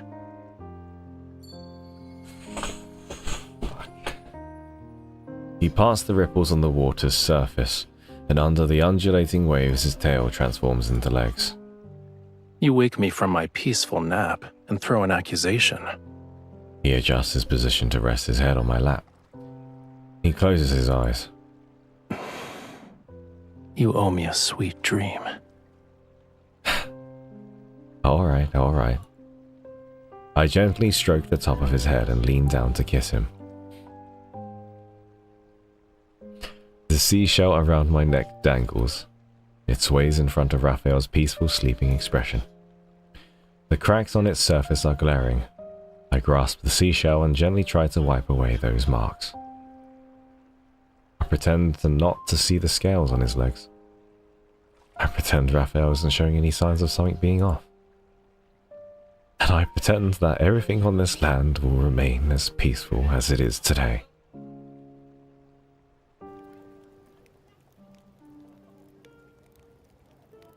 Several days later. Bouquets, lanterns, music. The plaza in the port is immersed in the sounds of celebration. It's like a grand farewell ceremony to disaster. Raphael stands far away from the humans. He watches the figure who's in the center of the crowd. She seems somewhat uncomfortable with that amount of enthusiasm. Slowly, however, the corners of her mouth curl. A slight smile appears on her face. He recalls those long stretches of time at the bottom of the silent ocean. The only sound he heard was the faint rattling of chains. With his eyes closed, he would construct an illusory world in his mind. He he would imagine the splendor and wonder of Wailful City, a place that had been long forgotten. Then a different voice broke into his world one day. Stupid Tome of the Sea God, you're worthless in every sense of the word. If you're actually useful, you would have revealed the Sea God's location. What gives you the right to only disclose the whereabouts of the bride of the Sea God? It was a discourteous voice. It could be considered too loud to a certain extent, yet it was like the sun that occasionally appeared above the sea. He realized it was impossible to dislike. Using what little strength he had, he spoke to her for the first time. Perhaps their ending was already predetermined from that moment. The Sea God must kill the bride. To truly ascend to godhood, he must destroy their bond. He refused his fate before, but now he doesn't want to accept this either. We might have to actually bid each other farewell. He recalls the moment when she first spoke his name. With fingertips stained in their blood, he traced his name into the palm of her hand, one letter at a time. And even so, he couldn't intertwine his fate with hers along the lines of her palm. In this way, they were spared from separation.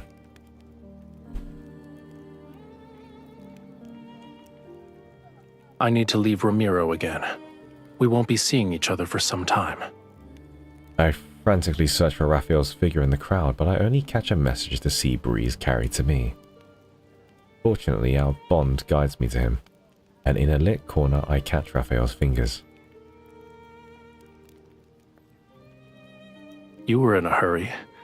Are you scared I'd leave without saying goodbye? Where are you going? I'm just looking for pearls. Once I recover that part of my power, I'll return. I don't believe you. His life force is fading away at an alarming rate, and under the illusion of an intact seashell lies a reality with cracks becoming increasingly more severe.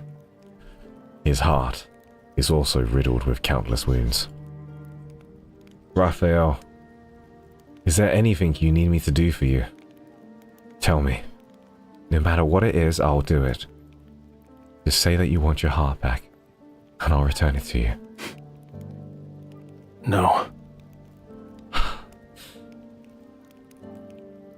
How long will you be gone? It's hard to say. Maybe it'll be a year or two, a century or more. Perhaps even longer than that. Don't worry. Even after I'm gone, you and Romirro will survive.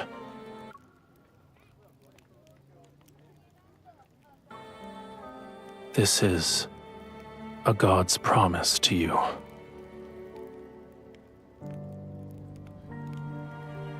What is he planning to do? If he's making this kind of promise, it means he'll do something that I don't want to imagine. I won't be able to accept it. So, when are you leaving? Let me see you off. All right.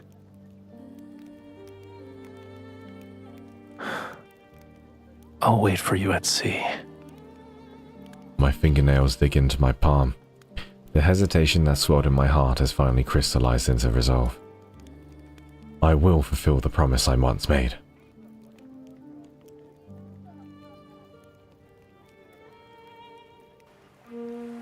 Oh no! Oh no!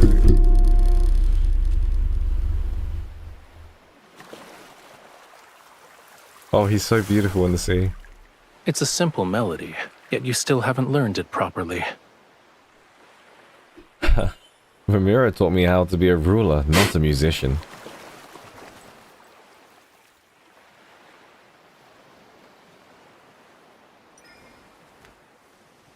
Hey. Listen carefully.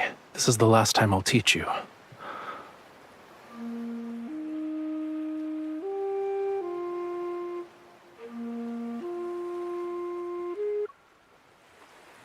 This is so beautiful.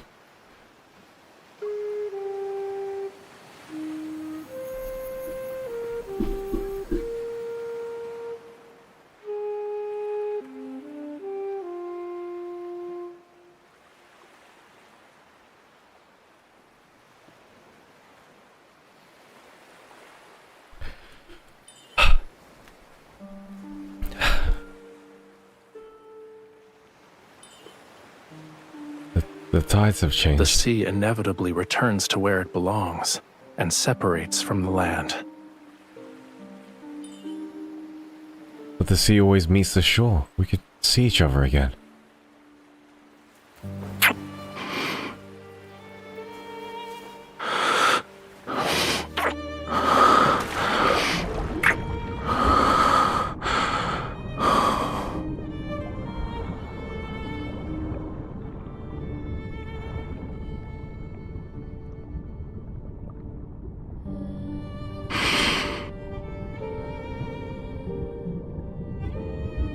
This is so sad.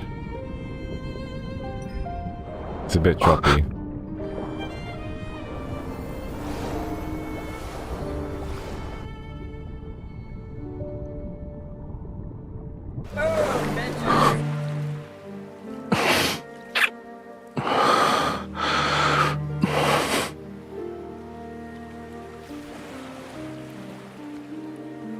You want to say something else?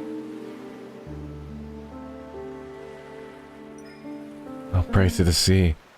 I hope every ocean current carries you to bright, warm places.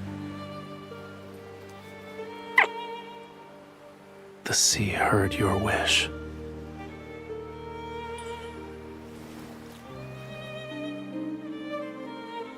Oh, shit. You said it was once part of your heart. It's time to return it to where it belongs. The place you hold in my heart far outweighs this little scale. Because of my selfishness, I took the heart that belongs to you.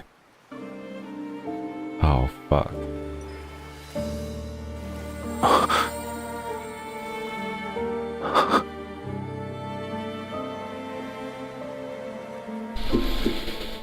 This is so sad. Now, with the power of the sea god, Vow, our covenant, Raphael, obey my command.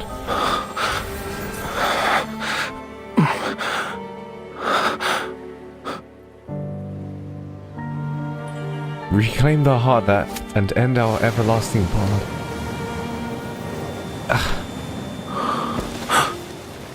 No, I refuse to accept this betrayal. Ah, shit. This heart can save you and Romirro. My death is worth more than my life. The sea god doesn't need this heart. Our bond, it cannot end this way. I won't allow it. Although our covenant has been broken, I'll become one with the sea and stay with you forever.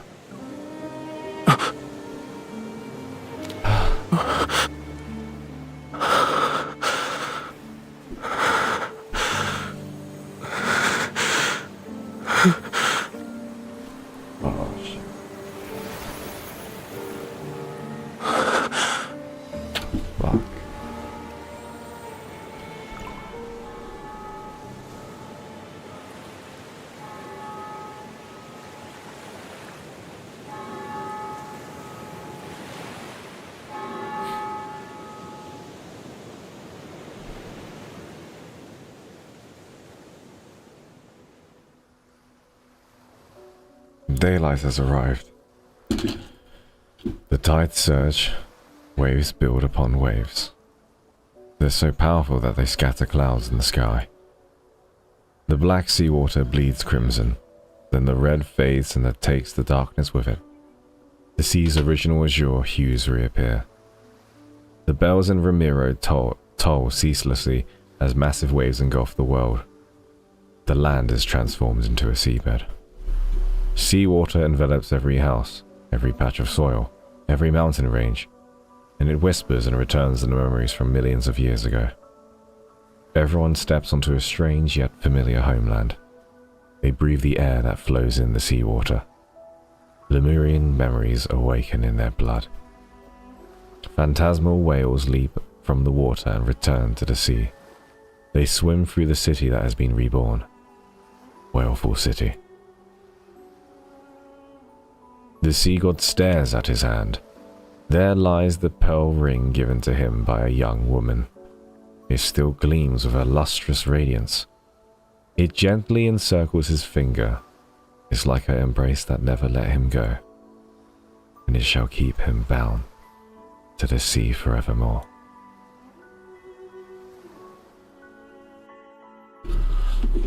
Oh my gosh.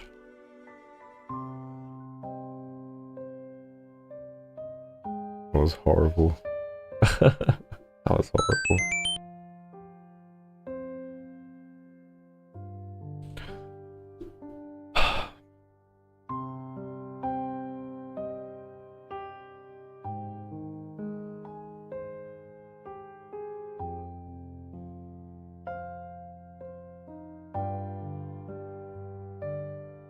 Thank you for the bits, Banshee.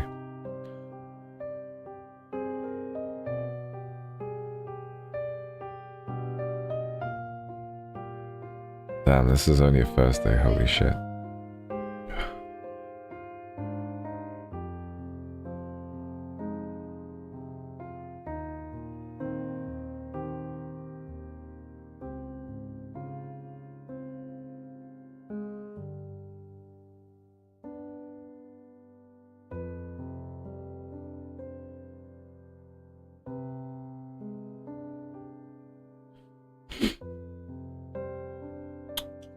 That was crazy. That was crazy. I gotta say though, outside of the story, it's really hard to voice act the last bit because the Kindles, they go really fast. But damn, that was a really tough story. He is a tragic character.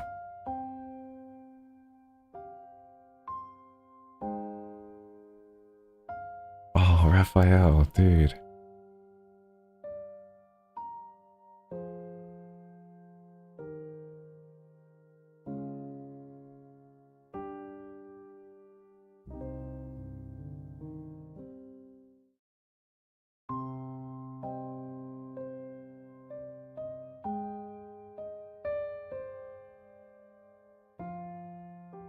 Yeah, it was Lemuria.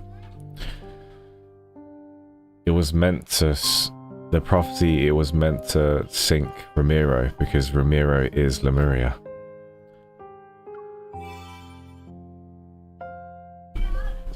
Oh shit. That was like Romeo and Juliet, like, it was crazy.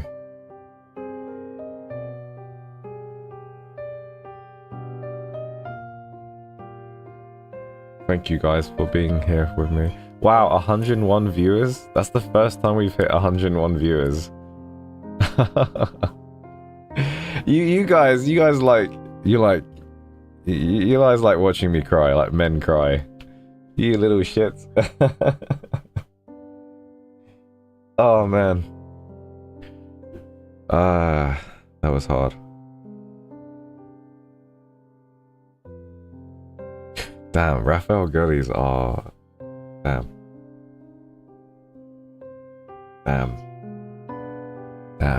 I liked this myth. I think outside of the Kindle being very difficult to like navigate with the voice acting, I think I enjoyed this more than Decoherence. I just like the theme of it, like. And like, you know, Caleb is sacrificing and, you know, he's doing all his thing, but I like how in this relationship it's like MC's not just the arsehole, you know, it's like she's trying to do something for him, and in the future he's trying to do something for her, and he's trying to find the true prophecy. He's not trying to follow the things that are written in the stars. So yeah, congratulations, 101 viewers, 101 Dalmatians. Yay. I should be happier. Yay! It's hard to express myself when you're going through something so tragic, so depressing. Yeah. This is the content that keeps me wanting more from lads. Like it's so good. It is so good to watch it, to read it, to go through the motions with the you viewers. It's really fun. It's really good. This is what makes me want to continue streaming it, want to continue playing it. It's this content. This is the meat and potatoes of the game, you know? I love it. It's good. It's like small stories that we can go through together, you know?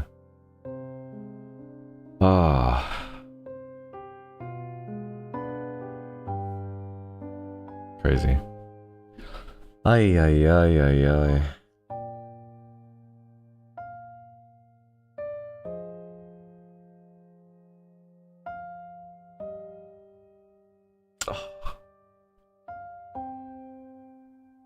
I just, when it revealed so much, the writing is so good. Like, he first said, like, tens of thousands of years he's been in prison down there. But then, is it true that he was down there for, like, millions and millions of years? Is that correct? And he can only spend a fleeting moment with MC. Just a little bit of time with MC.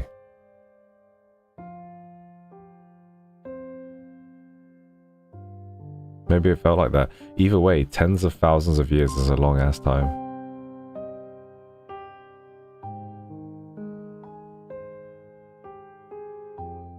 Yeah, it's so sad. It's actually really sad. It's so tragic.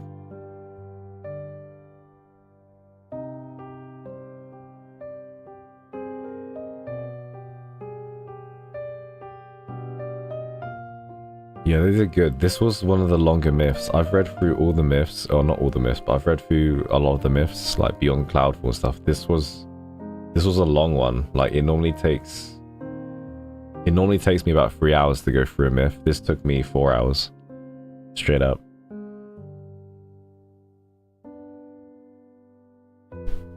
I'm just sad for Raphael. That's really sad. That's why he's so needy, because every waking moment that he has with MC, he doesn't want to waste it. Because for him, like, days and months and years is nothing. Because he's immortal, he just be there waiting again. That is so sad.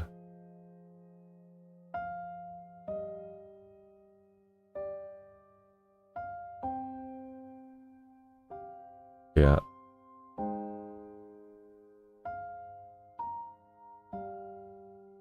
Oh, thank you guys. I appreciate that, Zuga. Yeah.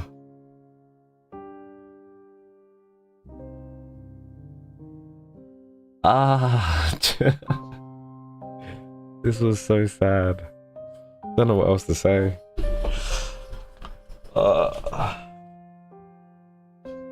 There's something really weird about really sad, emotional stories, but then we'll never wish it upon anyone, do we?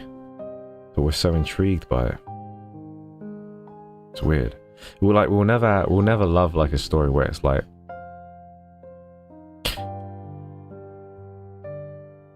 they meet, they're happy, they make the baby, have good family, happy life. We like the twists and the turns and the pushing and pulling. This was, I think, so I don't think Raphael's myths have been the best in terms of lore, but I think this one has been the absolute best in like tying it all together. Because Abyss Walker and the When Tides Echo was so distant past and future, there was not much in between. This connects it all now. This is really good. This is definitely taking place in between the two times. And it's just beautiful story writing. Really beautiful story writing.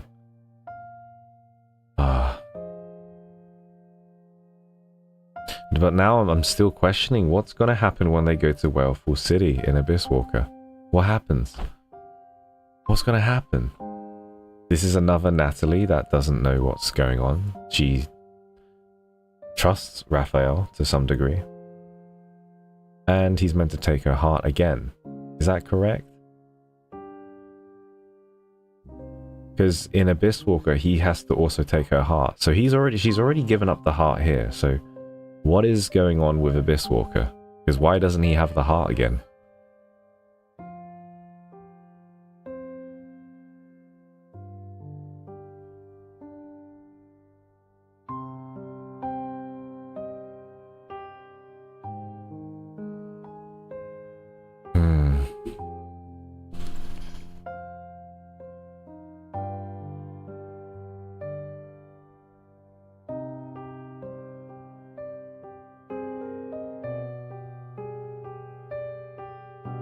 I don't mind theory craftings and all that. Yeah, I don't mind answers for that. I don't consider that a spoiler. We've gone through all 3 myths now, so...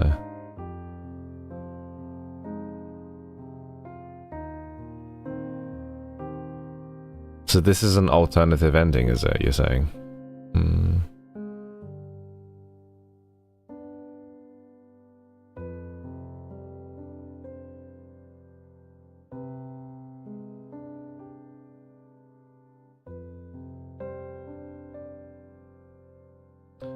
Interesting.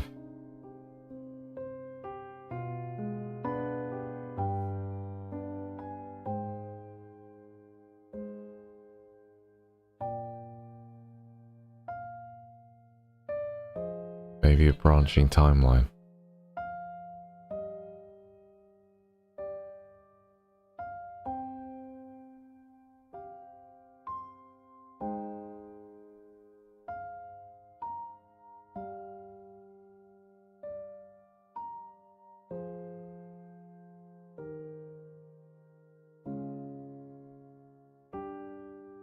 Right.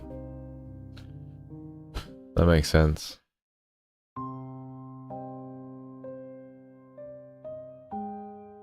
Oh, that was amazing. That is amazing. It's like a continuous loop. How are they going to end this sort of Raphael story arc then, I wonder? How are they going to break the chains of fate?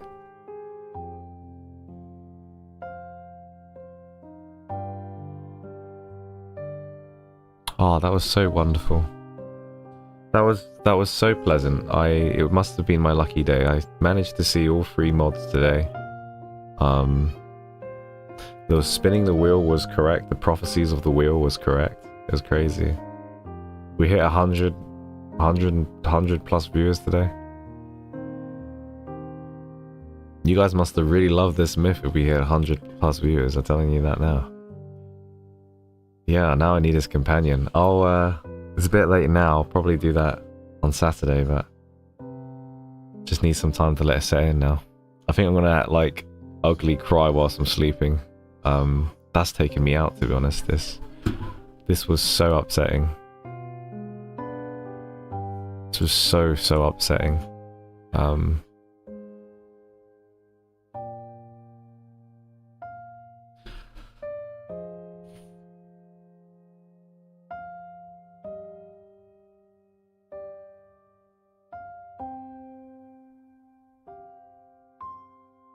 I like Raphael. I said like, because I don't know much about him, I said like my enjoyment of him like has gone down a bit because Silas gets a lot of attention, Caleb gets a lot of attention, Zane has sort of popped into my senses a bit, but then Raphael's like, he's like, I'm your favorite now, and I'm like, yes I am, my boy Raphael.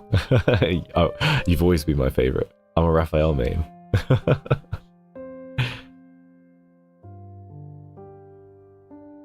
Yeah, that was crazy. I know it's depressing, but that is nearing the end of our stream. It is time for us to depressingly raid someone and be like, yay, what are you doing? Thank you everyone for tuning in. I really appreciate it. It's so nice to see so many people and the support. It's crazy. It's a Thursday. It's a Thursday and there was so many people that showed up. It's so fun. I hope you enjoyed it. I certainly enjoyed it. And hopefully when we wrap up more all of these myths and we discover all the lore, we can do some more of those fun stuff that we were doing again before. Like, I don't know, I still think Raph is the best kisser. I don't really cringe to Raph's kisses. I'm like, yes, kiss me, darling. You know, ain't no bok bok or the, you know, if you know what I mean. Boom, bitches. Hoppy has followed. Thank you so much. Thank you, darling. Let's try and find someone to raid, shall we? Would you stay for a moment, please, my darlings? Let's see someone that we can attack. Let's attack someone. Oh boy.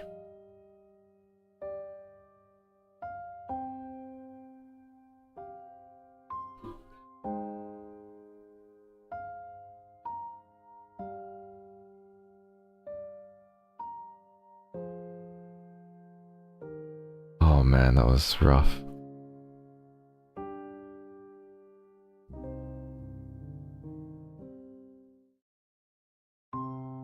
What is this? Sorry, I'm looking.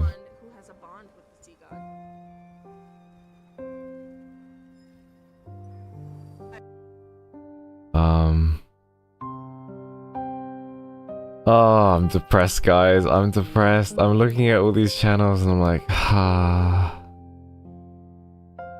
I'm just checking. Like, give me a moment. Is it the same chat command for both giveaways? Yes, it is. Yes, it is. What is she doing? Do you guys want to see someone that is doing Raphael stuff again? Or do you want to, you want more Raphael content? Oh boy. Okay. Well, I know a certain someone that is covering the same, and she's a lovely lady. Should we go to Shikari Tani? Yeah, let's do that. Okay. I've made my mind up. Okay. I've made my mind up. Oh, I can hear myself. My boy. Alright, let's raid Shikari Tani. Thank you guys so much for the stream. Thank you. It wouldn't be a stream without you guys. I wouldn't be doing this, so I appreciate it. It is my hobby, it is my dream, and it is lovely spending my time with you. I do not regret any second that I do. Thank you. Have a good evening, and let's go and see Shikari Tani, yeah? Alright, cheers guys. And for the YouTubey boobies, as I always say, thank you very much for joining in. I really appreciate it. I can't raid anyone, I don't think. But it was really fun to see you all. Joe as well. Joe, I always see you around on my comments and videos. I really appreciate you. Thanks for being there and enjoying the streams. I hope you've enjoyed the myth as much as I did. So it's been a rough one. It's been a rough one. Okay. Alright, take it easy. Have a good sleep. Mayu, yes. Mayu, Salted Cross, Mayu, yeah. There's loads of people from YouTube. Ryume, there's tons. Thank you for your support. Appreciate it. Have a good one now. Bye bye. Oh, have a good sleep as well.